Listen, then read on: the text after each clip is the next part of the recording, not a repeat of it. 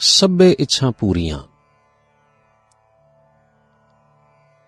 ਅਸੀਂ ਸਾਰੇ ਚਾਹੁੰਦੇ ਹਾਂ ਕਿ ਸਾਡੀਆਂ ਸਾਰੀਆਂ ਇੱਛਾਵਾਂ ਪੂਰਨ ਹੋਣ, ਪਰ ਪੂਰੀਆਂ ਹੁੰਦੀਆਂ ਨਹੀਂ। ਕੋਈ ਇੱਕ ਇੱਛਾ ਜੇ ਪੂਰੀ ਹੋ ਗਈ ਤਾਂ 2-4 ਪੂਰੀਆਂ ਨਹੀਂ ਹੁੰਦੀਆਂ, ਬਾਕੀ ਖੜੀਆਂ ਰਹਿੰਦੀਆਂ ਨੇ। ਨਾ ਸਾਰੀਆਂ ਖਵਾਇਸ਼ਾਂ ਪੂਰੀਆਂ ਹੁੰਦੀਆਂ ਨੇ ਤੇ ਨਾ ਹੀ ਅਸੀਂ ਸੁਖੀ ਦਿਸਨੇ ਹਾਂ। ਇਸ ਦੁਨੀਆ ਵਿੱਚ ਕੋਈ ਵੀ ਬੰਦਾ ਭਾਵੇਂ ਕੋਈ ਕਿੱਡੀ ਉੱਚੀ ਚੋਟੀ ਤੇ ਪਹੁੰਚਿਆ ਹੋਇਆ ਕਿਉਂ ਨਾ ਹੋਵੇ, ਸਾਰੇ ਸੁੱਖ ਹਾਸਲ ਹੋਣ ਦੀ ਡੀਂਗ ਨਹੀਂ ਮਾਰ ਸਕਦਾ। ਮਨੁੱਖੀ ਅਕਲ ਪੂਰਨ ਨਹੀਂ ਤੇ ਗਲਤੀਆਂ ਦੀ ਭਰੀ ਹੋਈ ਹੈ। ਇਸ ਦੀ ਸੋਚ ਵੀ ਸਭ ਇੱਛਾਵਾਂ ਤੇ ਸਭ ਉਮੀਦਾਂ ਨੂੰ ਪੂਰਾ ਕਰਨ ਦਾ ਕੋਈ ਠੀਕ ਰਸਤਾ ਨਹੀਂ ਦੱਸ ਸਕਦੀ। ਦੁਨੀਆ ਭਰ ਦੇ ਇਤਿਹਾਸ ਵਿੱਚ ਕੋਈ ਇੱਕ ਵੀ ਮਿਸਾਲ ਨਹੀਂ ਮਿਲਦੀ ਜਿੱਥੇ ਇਨਸਾਨੀ ਚਾਲਾਂ ਤੇ ਤਜਵੀਜ਼ਾਂ ਨੇ ਪੂਰਾ ਸੁੱਖ ਪੈਦਾ ਕੀਤਾ ਹੋਵੇ ਤੇ ਸਭ ਇੱਛਾਵਾਂ ਪੂਰੀਆਂ ਹੋਣ ਦਾ ਮੌਕਾ ਬਣ ਗਿਆ ਹੋਵੇ। ਜੋ ਕੁਝ ਵਿਅਕਤੀ ਪੂਰੇ ਆਨੰਦ ਦੀ ਸ਼ਕਲ ਵਿੱਚ ਨਜ਼ਰ ਆਏ ਨੇ ਤਾਂ ਉਹ ਸਿਰਫ ਆਤਮਿਕ ਪਾਸੇ ਵਾਲੇ ਮਹਾਤਮਾਵਾਂ ਨੇ ਇਸ ਆਤਮਿਕ ਰਸਤੇ ਵਿੱਚ ਇਹੋ ਜਿਹਾ ਆਨੰਦ ਵੇਖਿਆ ਹੈ ਕਿ ਉਹਨਾਂ ਨੇ ਦੁਨੀਆ ਨੂੰ ਬੇਕਾਰ ਸਮਝ ਕੇ ਇਸ ਵੱਲੋਂ ਬਿਲਕੁਲ ਬੇਪਰਵਾਹ ਹੋ ਜਾਣਾ ਤੇ ਇਸ ਦਾ ਤਿਆਗ ਕਰ ਦੇਣਾ ਹੀ ਚੰਗਾ ਸਮਝਿਆ। ਉਹਨਾਂ ਦੇ ਜੀਵਨ ਵਿੱਚ ਭਾਵੇਂ ਬਹੁਤ ਰੰਗ ਸੀ, ਬਹੁਤ ਸੁੱਖ ਤੇ ਚੈਨ ਤੇ ਖੇੜੇ ਵਿੱਚ ਸਨ, ਪਰ ਬਾਹਰ ਦੇ ਦੁਨਿਆਵੀ ਜੀਵਨ ਦੀ ਸ਼ਕਲ ਬਿਲਕੁਲ ਡਿੱਗੀ ਹੋਈ ਸੀ। ਇਹ ਜੀਵਨ ਦੀ ਸ਼ਕਲ ਗ੍ਰਸਤੀ ਲੋਕਾਂ ਦੇ ਖਿਆਲ ਵਿੱਚ ਕੁਝ ਚੰਗੀ ਨਜ਼ਰ ਨਾਲ ਨਹੀਂ ਵੇਖੀ ਗਈ। ਸਿੱਖੀ ਨੇ ਮੀਰੀ ਤੇ ਪੀਰੀ ਨੂੰ ਮਿਲਾ ਕੇ ਇੱਕ ਸਾਂਝਾ ਨਮੂਨਾ ਪੈਦਾ ਕੀਤਾ ਜਿਹੜਾ ਲੋਕ ਤੇ ਪਰਲੋਕ ਦੋਵਾਂ ਦੇ ਕੰਮ ਸਵਾਰਨ ਵਿੱਚ ਇੱਕ ਬੜੀ ਸ਼ਾਨਦਾਰ ਚੀਜ਼ ਸਾਬਤ ਹੋਇਆ। ਸ੍ਰੀ ਗੁਰੂ ਗ੍ਰੰਥ ਸਾਹਿਬ ਦਾ ਇੱਕ ਸ਼ਬਦ ਰੌਸ਼ਨੀ ਪਾਉਣ ਵਾਸਤੇ ਵਿਚਾਰਦੇ ਹਾਂ ਤੇ ਨਾਲ ਹੀ ਉਸ ਦੀ ਵਿਆਖਿਆ ਵੀ ਸਮਝਦੇ ਹਾਂ। ਇਹ ਸ਼ਬਦ ਸ਼ੱਕ ਦੀ ਅਵਸਥਾ ਤੋਂ ਬਾਹਰ ਦੁਨਿਆਵੀ ਤੇ ਆਤਮਿਕ ਸਭ ਇੱਛਾਵਾਂ ਪੂਰਨ ਹੋਣ ਦਾ ਰਸਤਾ ਦੱਸਦਾ ਹੈ, ਜੋ ਕਿ ਧਿਆਨ ਨਾਲ ਪੜ੍ਹਨ ਲਈ ਹੈ। ਗੁਰੂ ਜੀ ਆਖਦੇ ਨੇ, ਆਪ ਗਿਆ ਤਾਂ ਆਪਹਿ ਭਏ, ਕਿਰਪਾ ਨਿਧਾਨ ਕੀ ਸ਼ਰਣੀ ਪਏ, ਜੋ ਚਾਹਤ ਸੋਈ ਜਬ ਪਾਇਆ, ਤਬ ਢੂੰਡਣ ਕਹਾਂ ਕੋ ਜਾਇਆ।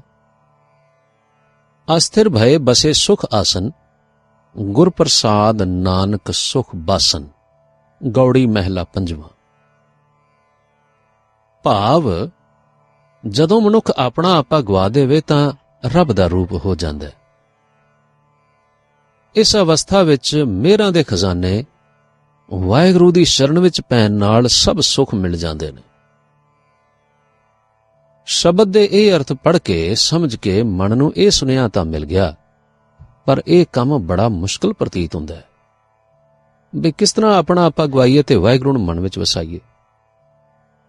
ਇਹ ਸੱਚ ਹੈ ਕਿ ਇਸ ਵਿੱਚ ਉਮੀਦ ਆ ਕੇ ਇੱਕ ਝਲਕ ਵਿਖਾਉਂਦੀ ਹੈ ਤੇ ਕਹਿੰਦੀ ਹੈ ਕਿ ਇਹ ਮੁਸ਼ਕਲ ਉਦੋਂ ਤੱਕ ਹੈ ਜਦੋਂ ਤੱਕ ਇਸ ਨੂੰ ਇੱਕ ਪਹਾੜ ਸਮਝਿਆ ਜਾਏ, ਜਿਸ ਦੀ ਚੜ੍ਹਾਈ ਬੜੀ ਡਰਾਉਣੀ ਲੱਗਦੀ ਹੈ। ਇਸ ਡਰ ਦੇ ਨਾਲ ਆਲਸ ਉਤਸ਼ਾਹ ਨੂੰ ਢਾਈ ਰੱਖਦਾ ਹੈ। ਜਦੋਂ ਮਨ ਦਾ ਇਰਾਦਾ ਪੱਕਾ ਹੋ ਜਾਏ ਤਾਂ ਫਿਰ ਪਹਾੜ ਇੱਕ ਪੌੜੀਆਂ ਦੀ ਸ਼ਕਲ ਵਿੱਚ ਬਦਲ ਜਾਂਦਾ ਹੈ ਤੇ ਹਰੇਕ ਪੜਾਅ ਹਿਰਦੇ ਨੂੰ ਸੁੱਖ ਤੇ ਆਨੰਦ ਪਹੁੰਚਾਉਣ ਵਾਲੀ ਇੱਕ ਇਹੋ ਜਿਹੀ ਥਾਂ ਦਿਸਦੀ ਹੈ ਕਿ ਹਿੰਮਤ ਤਰੋ-ਤਾਜ਼ਾ ਹੋ ਜਾਂਦੀ ਹੈ। ਹਰ ਮੰਜ਼ਿਲ ਤੇ ਪਹੁੰਚ ਕੇ ਆਨੰਦ ਮਾਣਨ ਨਾਲ ਸਗੋਂ ਸ਼ੌਕ ਦੂਣਾ ਚੌਣਾ ਹੋ ਜਾਂਦਾ ਹੈ ਤੇ ਆਨੰਦ ਵਿੱਚ ਮਸਤ ਹੋਇਆ ਕਦੇ ਪਿੱਛੇ ਹਟਣ ਦਾ ਖਿਆਲ ਵੀ ਨਹੀਂ ਆਉਂਦਾ। ਵੱਡੀ ਜ਼ਰੂਰੀ ਗੱਲ ਚੇਤੇ ਰੱਖਣ ਵਾਲੀ ਇਹ ਆ ਕਿ ਸਾਡਾ ਆਸਰਾ ਸਿਰਫ ਵਾਹਿਗੁਰੂ ਤੇ ਹੋਵੇ ਤੇ ਉਸ ਦੀ ਜੋਤ ਹੀ ਅੰਦਰ ਕੰਮ ਕਰਦੀ ਦਿਸੇ। ਹਾਂ, ਸ਼ੁਰੂ ਵਿੱਚ ਅਭਿਆਸ ਦੀ ਲੋੜ ਹੈ। ਸ੍ਰੀ ਗੁਰੂ ਗ੍ਰੰਥ ਸਾਹਿਬ ਜੀ ਦਾ ਪਾਠ ਹਰ ਰੋਜ਼ ਸਮਝ ਕੇ ਕਰਨਾ ਤੇ ਵਾਹਿਗੁਰੂ ਦੀ ਪਛਾਣ ਹਾਸਲ ਕਰਨੀ, ਵਾਹਿਗੁਰੂ ਨੂੰ ਉਸ ਸਰੂਪ ਤੇ ਗੁਣਾਂ ਵਿੱਚ ਵੇਖਣਾ ਜੋ ਸ੍ਰੀ ਗੁਰੂ ਗ੍ਰੰਥ ਸਾਹਿਬ ਵਿੱਚ ਦਰਜ ਨੇ, ਬਾਣੀ ਉੱਤੇ ਪੂਰਾ ਯਕੀਨ ਕਰਨਾ ਤੇ ਉਥੇ ਦੱਸੇ ਹੋਏ ਅਸੂਲਾਂ ਜਾਂ ਨਿਯਮਾਂ ਨੂੰ ਸਮਝਣਾ ਤੇ ਕਮਾਉਣਾ ਬੜੀ ਜ਼ਰੂਰੀ ਗੱਲ ਹੈ। ਇਸ ਤੋਂ ਇਲਾਵਾ ਆਪਣੇ ਖਿਆਲ ਵਿੱਚ ਰੱਖਣ ਵਾਲੀ ਇੱਕ ਬੜੀ ਹੀ ਜ਼ਰੂਰੀ ਗੱਲ ਹੈ ਕਿ ਮੈਂ ਝੂਠਾ ਤੇ ਨਾਸ ਹੋ ਜਾਣ ਵਾਲਾ ਸਿਰਫ ਸਰੀਰ ਹੀ ਨਹੀਂ ਹਾਂ, ਬਲਕਿ ਵਾਹਿਗੁਰੂ ਦੀ ਜੋਤ ਆ। ਤੇ ਇਸ ਜੋਤ ਨੂੰ ਨਾ ਕੋਈ ਬਿਮਾਰੀ ਹੈ, ਨਾ ਮੌਤ, ਨਾ ਪਾਪ ਹੈ। ਇਹ ਜੋਤ ਮੇਰੇ ਅੰਦਰ ਹੈ, ਮੇਰੀ ਜਾਨ ਇਹ ਹੈ, ਮੇਰੀ ਸ਼ਕਤੀ ਇਹ ਹੈ, ਮੇਰੀ ਸਮਝ, ਮੇਰੀ ਅਕਲ, ਅੰਦਰਲਾ ਚਾਨਣ ਤੇ ਰਸਤਾ ਦੱਸਣ ਵਾਲੀ ਚੀਜ਼ ਵੀ ਇਹ ਹੈ। ਇਹ ਜੋਤ ਕਦੇ ਨਹੀਂ ਬੁਝਦੀ ਤੇ ਨਾ ਹੀ ਸਾਥ ਛੱਡਦੀ ਹੈ। ਇਸ ਜੋਤ ਵਿੱਚ ਮਹਾ ਆਨੰਦ ਹੈ, ਕਦੇ ਵੀ ਕੋਈ ਕਮੀ ਜਾਂ ਖਰਾਬੀ ਪੈਦਾ ਨਹੀਂ ਹੁੰਦੀ। ਇਹ ਜੋਤ ਇਸ ਸਰੀਰ ਨੂੰ ਚਲਾ ਰਹੀ ਹੈ ਤੇ ਸਾਰੇ ਕੰਮ ਕਰ ਰਹੀ ਹੈ। ਆਪਣੇ ਆਪ ਨੂੰ ਜੋਤ ਵੇਖਣ ਵਾਲੀ ਗੱਲ ਇਸ ਤਰ੍ਹਾਂ ਸਮਝੋ ਜਿਵੇਂ ਵਾਹਿਗੁਰੂ ਨੂੰ ਵੇਖਣਾ ਹੈ ਤੇ ਆਪਣਾ ਆਪਾ ਗਵਾ ਦੇਣਾ ਹੈ। ਵਾਹਿਗੁਰੂ ਨੂੰ ਵਾਰ-ਵਾਰ ਆਪਣੇ ਵਿੱਚ ਵੇਖਣਾ ਤੇ ਆਪਣੇ ਕੋਲ ਵੇਖਣਾ ਵਾਹਿਗੁਰੂ ਦੇ ਸਿਮਰਨ ਦੀ ਇੱਕ ਅਵਸਥਾ ਹੈ। ਇਸ ਸਿਮਰਨ ਵਿੱਚ ਆਪਣਾ ਆਪਾ ਗਵਾਉਣ ਦਾ ਤੇ ਵਾਹਿਗੁਰੂ ਨੂੰ ਸਾਰਾ ਕੁਝ ਸਮਝਣ ਦਾ ਰਸਤਾ ਹੈ। ਸਿਮਰਨ ਦਾ ਆਨੰਦ ਜੋ ਵਾਹਿਗੁਰੂ ਨੂੰ ਹਾਜ਼ਰ ਨਾਜ਼ਰ ਵੇਖਣ ਨਾਲ ਪੈਦਾ ਹੁੰਦਾ ਹੈ, ਸਿਮਰਨ ਵਿੱਚ ਦਿਲ ਲਾਈ ਰੱਖਦਾ ਹੈ ਅਤੇ ਆਪ ਗਿਆ ਤਾਂ ਆਪਹਿ ਭਏ ਦੀ ਸਮਝ ਆਉਂਦੀ ਹੈ। ਜੇ ਇਹ ਸਮਝ ਆ ਜਾਵੇ ਅਤੇ ਸੁਰਤੀ ਵਿੱਚ ਵਾਹਿਗੁਰੂ ਹੀ ਵਾਹਿਗੁਰੂ ਦਿਸੇ ਤਾਂ ਫਿਰ ਜੋ ਚਾਹਤ ਸੋਈ ਜਬ ਪਾਇਆ ਵਾਲੀ ਅਵਸਥਾ ਹਾਸਲ ਹੋ ਜਾਂਦੀ ਹੈ, ਕਿਉਂਕਿ ਅੰਦਰ ਵਾਹਿਗੁਰੂ ਦਾ ਪ੍ਰਕਾਸ਼ ਹੁੰਦਾ ਹੈ, ਜਿਸ ਕਰਕੇ ਕੋਈ ਭੈੜੀ ਇੱਛਾ ਪੈਦਾ ਹੀ ਨਹੀਂ ਹੁੰਦੀ। ਤੇ ਫਿਰ ਜਿਹੜੀ ਇੱਛਾ ਪੈਦਾ ਹੁੰਦੀ ਹੈ ਉਹ ਪੂਰੀ ਹੋਣ ਤੋਂ ਬਿਨਾਂ ਨਹੀਂ ਰਹਿੰਦੀ। ਹਿਰਦੇ ਵਿੱਚ ਇੱਛਾ ਪੈਦਾ ਹੋਣਾ ਤੇ ਪੂਰੀ ਹੋਣਾ ਫਿਰ ਦੋ ਚੀਜ਼ਾਂ ਨਹੀਂ ਰਹਿ ਜਾਂਦੀਆਂ, ਬਲਕਿ ਇੱਕੋ ਚੀਜ਼ ਬਣ ਜਾਂਦੀਆਂ ਨੇ। ਇੱਛਾ ਆਉਂਦੇ ਹੀ ਪੂਰੀ ਹੋ ਜਾਂਦੀ ਹੈ, ਕਦੇ ਦੇਰ ਨਹੀਂ ਲੱਗਦੀ, ਉਡੀਕਣਾ ਨਹੀਂ ਪੈਂਦਾ। ਵਾਹਿਗੁਰੂ ਦੇ ਮਨ ਵਿੱਚ ਵਸਣ ਦੀ ਤੇ ਆਪ ਗਿਆ ਤਾਂ ਆਪੈ ਭੈ ਦੀ ਇਹ ਇੱਕ ਨਿਸ਼ਾਨੀ ਹੈ, ਇੱਕ ਸਬੂਤ ਹੈ ਕਿ ਜੋ ਚਾਹਤ ਸੋਈ ਜਬ ਪਾਇਆ ਵਾਲੀ ਹਾਲਤ ਹਾਸਲ ਹੋ ਜਾਏ। ਜੇ ਇਹ ਨਿਸ਼ਾਨੀ ਹਾਲਾਂ ਨਹੀਂ ਦਿਸੀ ਤਾਂ ਸਮਝੋ ਹਾਲਾਂ ਵਾਹਿਗੁਰੂ ਪੂਰੇ ਤੌਰ ਤੇ ਅੰਦਰ ਨਹੀਂ ਵਸਿਆ।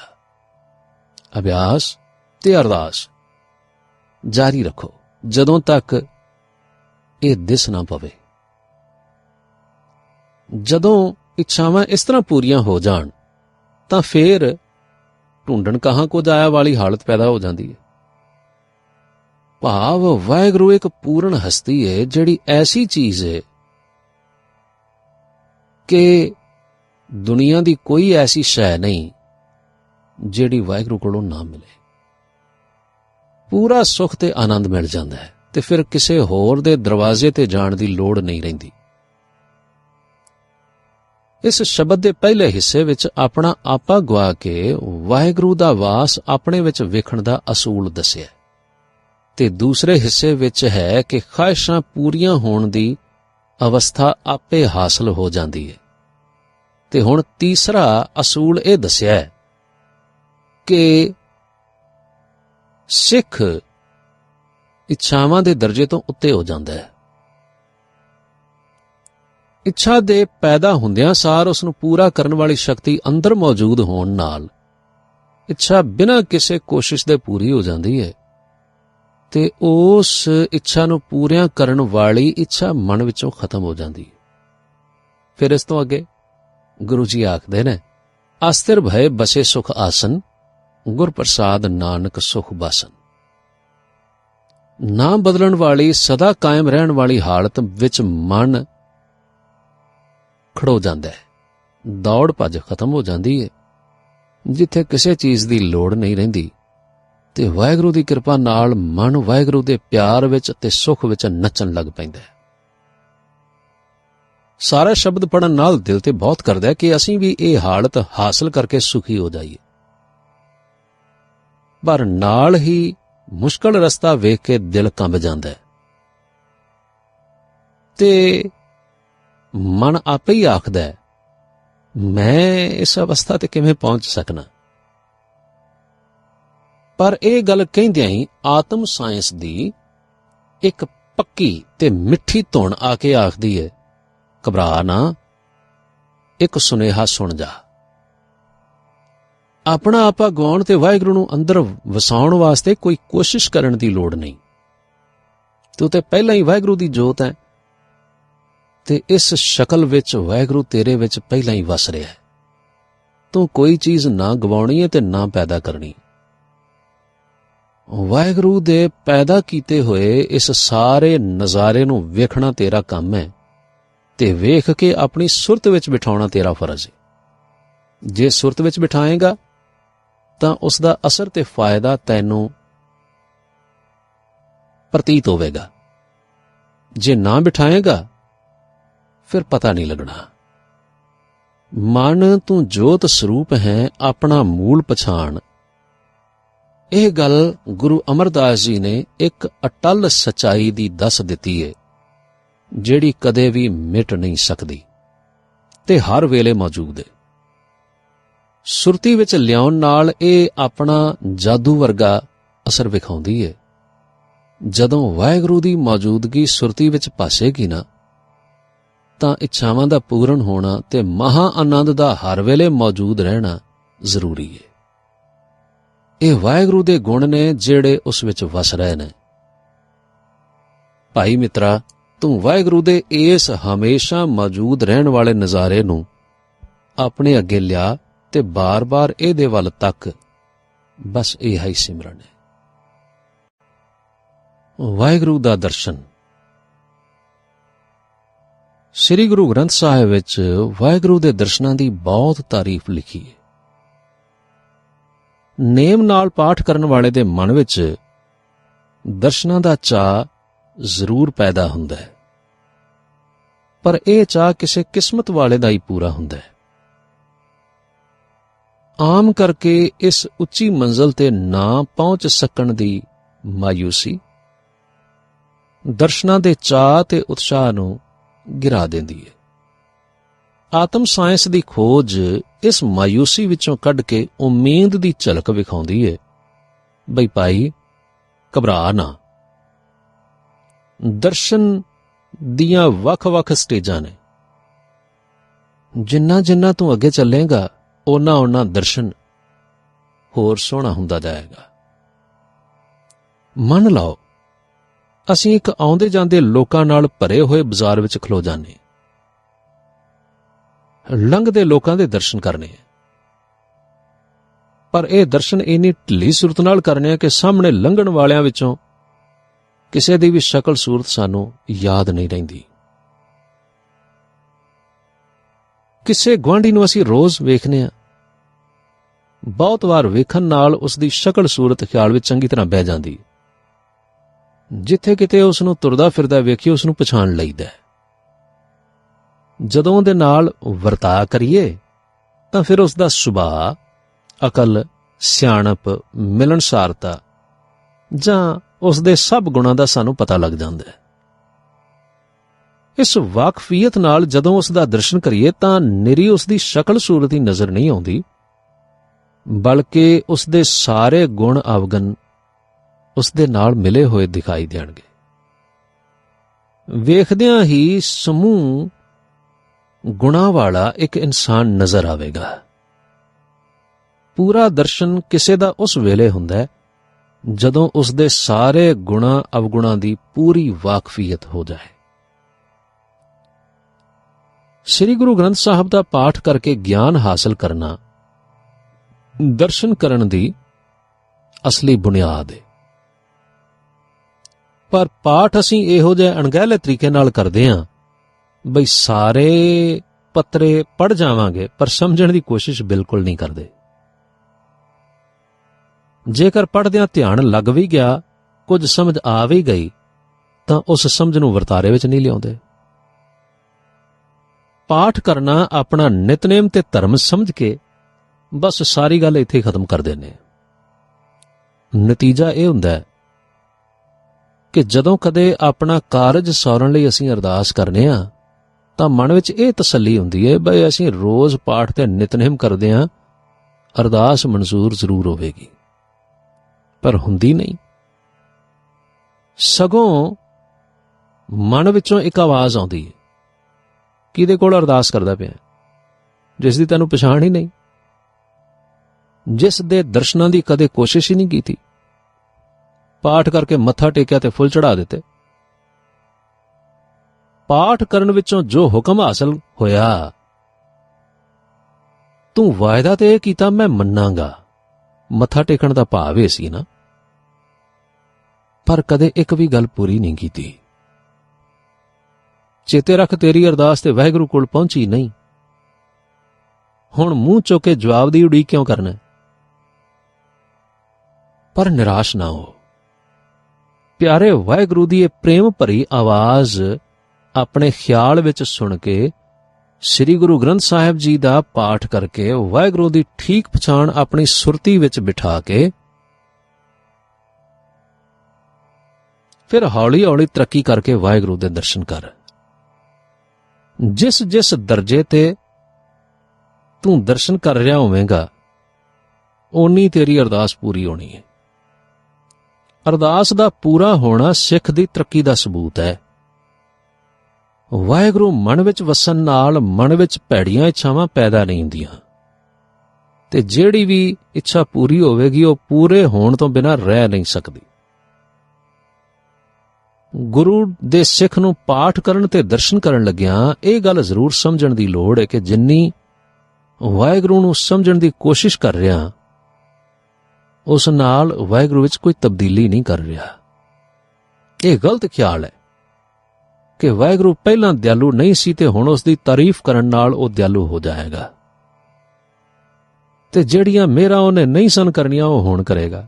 ਯਾਦ ਰਵੇ, ਵਾਹਿਗੁਰੂ ਇੱਕ ਨਾਂ ਬਦਲਣ ਵਾਲੀ ਹਸਤੀ ਹੈ, ਜੋ ਆਪਣਾ ਕੰਮ ਹਰ ਵੇਲੇ ਇੱਕੋ ਜਿਹਾ ਕਰ ਰਹੀ ਹੈ, ਸਦਾ ਹੀ ਦਿਆਲੂ ਤੇ ਮਿਹਰਬਾਨ ਹੈ। ਅਸੀਂ ਆਪਣੀਆਂ ਅਰਦਾਸਾਂ ਨਾਲ ਉਸ ਨੂੰ ਬਦਲ ਨਹੀਂ ਸਕਦੇ, ਬਲਕਿ ਅਰਦਾਸ ਨਾਲ ਅਸੀਂ ਆਪਣੇ ਆਪ ਨੂੰ ਬਦਲ ਰਹੇ ਹੁੰਦੇ ਹਾਂ। ਵਾਹਿਗੁਰੂ ਵੱਲੋਂ ਜਿਹੜੀਆਂ ਬਰਕਤਾਂ ਆਉਂਦੀਆਂ ਨੇ, ਅੱਗੇ ਅਗਿਆਨਤਾ ਤੇ ਮਾਇਆ ਦੇ ਹਨੇਰੇ ਵਿੱਚ ਗੁੰਮ ਹੋ ਜਾਂਦੀਆਂ ਨੇ, ਪਰ ਹੁਣ ਉਹ ਮਾਇਆ ਦੇ ਹਨੇਰੇ ਵਿੱਚ ਗੁੰਮ ਨਹੀਂ ਹੋਣਗੀਆਂ, ਸਗੋਂ ਪੂਰੀਆਂ ਮਿਲ ਜਾਣਗੀਆਂ। ਹੁਣ ਇੱਕ ਸ਼ਬਦ ਪੜ੍ਹ ਕੇ ਉਸ ਨੂੰ ਸਮਝਣ ਦੀ ਤੇ ਵਾਹਿਗੁਰੂ ਦੇ ਦਰਸ਼ਨ ਕਰਨ ਦੀ ਕੋਸ਼ਿਸ਼ ਕਰਦੇ ਹਾਂ। ਗੁਰੂ ਜੀ ਆਖਦੇ ਨੇ, ਤੂੰ ਮੇਰਾ ਪਿਤਾ, ਤੂੰ ਹੈ ਮੇਰਾ ਮਾਤਾ, ਤੂੰ ਮੇਰਾ ਬੰਧਪ, ਤੂੰ ਮੇਰਾ ਭਰਾਤਾ, ਤੂੰ ਮੇਰਾ ਰਾਖਾ ਸਭਨੀ ਥਾਈ, ਤਾਂ ਭਉ ਕਿਹਾ ਕਾੜਾ ਜੀਓ। ਵਾਹਿਗੁਰੂ ਦਾ ਪਿਤਾ ਤੇ ਮਾਂ ਹੋਣਾ ਇੱਕ ਪੱਕੀ ਤੇ ਅਟੱਲ ਗੱਲ ਹੈ। ਜੇ ਅਸੀਂ ਨਾ ਵੀ ਮੰਨੀਏ ਤਾਂ ਵੀ ਇਹ ਪੱਕਾ ਰਿਸ਼ਤਾ ਟੁੱਟ ਨਹੀਂ ਜਾਣਾ, ਇਹ ਤੇ ਹਰ ਹਾਲ ਕਾਇਮ ਰਹੇਗਾ, ਤੇ ਹਮੇਸ਼ਾ ਇੱਕੋ ਜਿਹਾ ਕਾਇਮ ਰਹਿਣ ਵਾਲੇ ਵਾਹਿਗੁਰੂ ਵੱਲੋਂ ਪਿਤਾ ਤੇ ਮਾਂ ਵਾਲਾ ਪਿਆਰ ਤੇ ਦਾਤਾਂ ਬਰਾਬਰ ਜਾਰੀ ਰਹਿਣਗੀਆਂ, ਪਰ ਕਪੁੱਤਰ ਹੋਣ ਕਰਕੇ ਸਾਨੂੰ ਮਿਲਣਗੀਆਂ ਨਹੀਂ। ਇੱਕ ਮਨੁੱਖ ਜਿਹੜਾ ਵਾਹਿਗੁਰੂ ਦੀ ਹਸਤੀ ਨੂੰ ਤੇ ਨਹੀਂ ਮੰਨਦਾ, ਪਰ ਵਾਹਿਗੁਰੂ ਦੇ ਗੁਣ ਉਹਦੇ ਵਿੱਚ ਪ੍ਰਗਟ ਹੋ ਰਹੇ ਨੇ, ਉਸ ਨੂੰ ਬਰਕਤਾਂ ਬਹੁਤ ਮਿਲਣਗੀਆਂ। ਜਿਵੇਂ ਇੱਕ ਹੁਕਮ ਮੰਨਣ ਵਾਲੇ ਨੌਕਰ ਨੂੰ ਮਿਲ ਜਾਣ ਦਾ ਹੱਕ ਹੈ। ਜਿਹੜਾ ਬੰਦਾ ਗੁਰੂ ਗ੍ਰੰਥ ਸਾਹਿਬ ਜੀ ਅੱਗੇ ਮੱਥਾ ਤਾਂ ਜ਼ਰੂਰ ਟੇਕਦਾ ਹੈ, ਪਰ ਗੁਰੂ ਗ੍ਰੰਥ ਸਾਹਿਬ ਵਿੱਚ ਲਿਖੇ ਹੁਕਮਾਂ ਦੀ ਪਾਲਣਾ ਨਹੀਂ ਕਰਦਾ, ਤੇ ਵਾਹਿਗੁਰੂ ਦੇ ਸੁਭਾਅ ਤੋਂ ਉਲਟੇ ਗੁਣ ਉਸ ਦੇ ਸੁਭਾਅ ਵਿੱਚ ਪ੍ਰਗਟ ਹੋ ਰਹੇ ਨੇ, ਉਹ ਕਦੇ ਵੀ ਬਰਕਤਾਂ ਦਾ ਹੱਕਦਾਰ ਨਹੀਂ ਹੋ ਸਕਦਾ। ਉਹ ਤੇ ਅਣ ਆਗਿਆਕਾਰੀ, ਅਵੱਗਿਆਕਾਰੀ ਅਤੇ ਕਪੁੱਤਰ ਹੈ। ਜਿਹੜਾ ਮਨੁੱਖ ਵਾਹਿਗੁਰੂ ਦੀ ਹਸਤੀ ਨੂੰ ਵੀ ਮੰਨ ਰਿਹਾ ਹੈ ਤੇ ਹੁਕਮ ਵੀ ਮੰਨ ਰਿਹਾ ਹੈ, ਉਹ ਪੂਰੀਆਂ ਬਰਕਤਾਂ ਪੁੱਤਰ ਵਾਂਗ ਵਿਰਸੇ ਵਿੱਚ ਮੰਗਣ ਤੋਂ ਵੀ ਬਿਨਾਂ ਲੈ ਲਵੇਗਾ। ਵਾਹਿਗੁਰੂ ਨੂੰ ਪਿਤਾ ਤੇ ਮਾਂ ਵਾਂਗ ਵੇਖਣ ਦੀ ਸਮਝ ਉਸ ਵੇਲੇ ਆਈ ਜਾਣੋ ਜਦੋਂ ਵਾਹਿਗੁਰੂ ਪਿਤਾ ਮਾਤਾ ਵਾਂਗ ਸ਼ੱਕ ਦੇ ਦਰਜੇ ਤੋਂ ਬਿਨਾਂ ਸਾਨੂੰ ਸੱਚਮੁੱਚ ਮਾਂ ਪਿਤਾ ਲੱਗੇ, ਪਿਆਰਾ ਲੱਗੇ ਤੇ ਸਾਰੇ ਕੰਮ ਉਸ ਕੋਲੋਂ ਹੀ ਹੁੰਦੇ ਦਿਸਣ। ਪਿਤਾ ਤੇ ਮਾਂ ਦੇ ਕਿਸੇ ਪੱਖ ਵੱਲੋਂ ਕੋਈ ਕਮੀ ਨਾ ਦਿਸੇ। ਵਾਹਿਗੁਰੂ ਦਾ ਮਾਂ ਪਿਤਾ ਵਾਂਗ ਦਰਸ਼ਨ ਕਰਨ ਦਾ ਸਬੂਤ ਇਹ ਹੈ ਕਿ ਮਨੁੱਖ ਚਤਰਾਈ ਛੱਡ ਕੇ ਛੋਟਾ ਬੱਚਾ ਬਣ ਕੇ ਵਾਹਿਗੁਰੂ ਦੀ ਰਜ਼ਾ ਵਿੱਚ ਸਾਰੇ ਕੰਮ ਕਰੇ। ਵਾਹਿਗੁਰੂ ਦੀ ਰਜ਼ਾ ਦੀ ਸੋਝੀ ਹੋਵੇ ਤੇ ਸੋਚਾਂ ਖਤਮ ਹੋ ਜਾਣ। ਹਰ ਕੰਮ ਵਾਸਤੇ ਫਿਰ ਬਣੀ ਬਣਾਈ ਪਲੈਨਿੰਗ ਮਿਲੇਗੀ। ਹਰ ਕੰਮ ਵਿੱਚ ਵਾਹਿਗੁਰੂ ਦਾ ਦਰਸਾਇਆ ਹੋਇਆ ਰਸਤਾ ਦਿਸੇਗਾ। ਮਨ ਤੇ ਤਨ ਵਿੱਚ ਆਨੰਦ ਹੋਵੇਗਾ। ਹਰ ਗੱਲ ਵਾਸਤੇ ਵਾਹਿਗੁਰੂ ਤੇ ਸਹਾਰਾ ਹੋਵੇਗਾ। ਸਾਰੇ ਕੰਮ ਸੌਰਨਗੇ, ਸਿਹਤ ਠੀਕ ਰਵੇਗੀ ਤੇ ਖੁੱਲੇ ਗੱਫੇ ਮਿਲਣਗੇ। ਵਾਹਿਗੁਰੂ ਨੂੰ ਪਿਤਾ ਮਾਤਾ ਦੇ ਸਰੂਪ ਵਿੱਚ ਸਮਝਣ ਤੇ ਦਰਸ਼ਨ ਕਰਨ ਦੀ ਕੁੰਜੀ ਵਾਹਿਗੁਰੂ ਦਾ ਸਿਮਰਨ ਹੈ। ਵਾਹਿਗੁਰੂ ਨੂੰ ਬਾਰ-ਬਾਰ ਲਗਾਤਾਰ ਆਪਣੀ ਸੁਰਤੀ ਵਿੱਚ ਲਿਆਉਣਾ ਤੇ ਮਾਂ ਪਿਤਾ ਵਾਂਗ ਮਹਿਸੂਸ ਕਰਨਾ, ਇਹ ਸਿਮਰਨ ਹੈ। ਇਸੇ ਤਰ੍ਹਾਂ ਵਾਹਿਗੁਰੂ ਦੇ ਸਾਰੇ ਗੁਣ ਕਿ ਉਹ ਰਾਜ਼ਕ ਹੈ, ਦਾਤਾਰ ਹੈ, ਬਖਸ਼ਣਹਾਰ ਹੈ, ਦਿਆਲੂ ਹੈ, ਰੋਗ ਮਿਟਾਉਣ ਵਾਲਾ ਹੈ, ਸਾਰੇ ਗੁਣ ਇੱਕ ਇੱਕ ਕਰਕੇ ਸਿਮਰਨ ਨਾਲ ਆਪਣੇ ਸੁਰਤ ਵਿੱਚ ਬਿਠਾਵਾਂਗੇ ਨਾ ਤਾਂ ਵਾਹਿਗੁਰੂ ਦਾ ਪੂਰਾ ਸਰੂਪ ਦਿਸੇਗਾ। ਜਿਸ ਦੇ ਦਰਸ਼ਨ ਕਰਨ ਨਾਲ ਵਾਹਿਗੁਰੂ ਦੇ ਕੁੱਲ ਗੁਣ ਮਨੁੱਖ ਵਿੱਚ ਪ੍ਰਕਾਸ਼ਮਾਨ ਹੋਣਗੇ ਅਤੇ ਲੋਕ ਤੇ ਪ੍ਰਲੋਕ ਸੌਰ ਜਾਏਗਾ। ਹੁਣ ਆਓ ਆਪਾਂ ਇੱਕ ਹੋਰ ਸ਼ਬਦ ਵਿਚਾਰਦੇ ਹਾਂ ਜਿਸ ਵਿੱਚ ਗੁਰੂ ਅਰਜਨ ਦੇਵ ਜੀ ਉੱਚੀ ਹਸਤੀ ਵਾਹਿਗੁਰੂ ਦੇ ਪੂਰੇ ਦਰਸ਼ਨ ਕਰਨ ਦਾ ਜ਼ਿਕਰ ਕਰਦੇ ਨੇ। ਉਹਨਾਂ ਨੇ ਆਪਣੇ ਆਪ ਨੂੰ ਢਾਡੀ ਬਣਾ ਲਿਆ ਤੇ ਵਾਹਿਗੁਰੂ ਨੂੰ ਇੱਕ ਸਦੀਵੀ ਸ਼ਕਤੀ ਦੱਸਦੇ ਨੇ। ਵਾਹਿਗੁਰੂ ਦੇ ਮਹੱਲ ਅੱਗੇ ਗਾਇਨ ਕਰਦੇ ਨੇ ਤੇ ਫਿਰ ਸੋਚਦੇ ਨੇ ਕੀ ਦਾਨ ਮੰਗਾਂ ਜਿਸ ਨਾਲ ਸਭ ਭੁੱਖਾਂ ਦੂਰ ਹੋ ਜਾਣ ਤੇ ਕਿਸੇ ਚੀਜ਼ ਦੀ ਮੁਤਾਜੀ ਨਾ ਰਵੇ। ਸੋਚ ਵਿੱਚ ਦਰਸ਼ਨਾਂ ਦਾ ਦਾਨ ਮੰਗਣਾ ਆਉਂਦਾ ਹੈ ਤੇ ਜਦੋਂ ਵਾਹਿਗੁਰੂ ਨੇ ਮਹੱਲ ਦੇ ਅੰਦਰ ਬੁਲਾਇਆ ਤੇ ਗੁਰੂ ਜੀ ਨੇ ਦਰਸ਼ਨ ਕੀਤਾ ਤਾਂ ਸਾਰੇ ਦੁੱਖ ਤੇ ਭੁੱਖ ਉਸੇ ਵੇਲੇ ਮਿਟ ਗਏ, ਸਭ ਕੁਝ ਮਿਲ ਗਿਆ ਤੇ ਮੰਗਣ ਦੀ ਲੋੜ ਹੀ ਖਤਮ ਹੋ ਗਈ। ਵਾਹਿਗੁਰੂ ਦੇ ਪੂਰੇ ਦਰਸ਼ਨ ਹਾਸਲ ਕਰਨ ਦੀ ਨਿਸ਼ਾਨੀ ਇਹ ਦਸੀ ਨੇ, ਹਉ ਢਾਡੀ ਦਰ ਗੁਣ ਗਾਵੰਦਾ ਜੇ ਹਰ ਪ੍ਰਭ ਭਾਵੈ, ਪ੍ਰਭ ਮੇਰਾ ਥਿਰ ਥਾਵਰੀ ਹੋਰ ਆਵੈ ਜਾਵੈ, ਸੋ ਮੰਗਾ ਦਾਨ ਗੁਸਾਈਆਂ ਜਿਤ ਭੁੱਖ ਲਹਿ ਜਾਵੈ, ਪ੍ਰਭ ਜੀਓ ਦੇਵੋ ਦਰਸ਼ਨ ਆਪਣਾ ਜਿਤ ਢਾਡੀ ਤ੍ਰਿਪਤਾਵੈ, ਅਰਦਾਸ ਸੁਣੀ ਦਾਤਾਰ ਪ੍ਰਭ ਢਾਡੀ ਕਉ ਮਹਿਲ ਬੁਲਾਵੈ, ਪ੍ਰਭ ਦੇਖਦਿਆਂ ਦੁੱਖ ਭੁੱਖ ਗਈ ਢਾਡੀ ਕਉ ਮੰਗਣ ਚਿਤ ਨਾ ਆਵੈ, ਸਭੇ ਇੱਛਾ ਪੂਰੀਆਂ ਲਗ ਪ੍ਰਭ ਕਹਿ ਪਾਵੈ।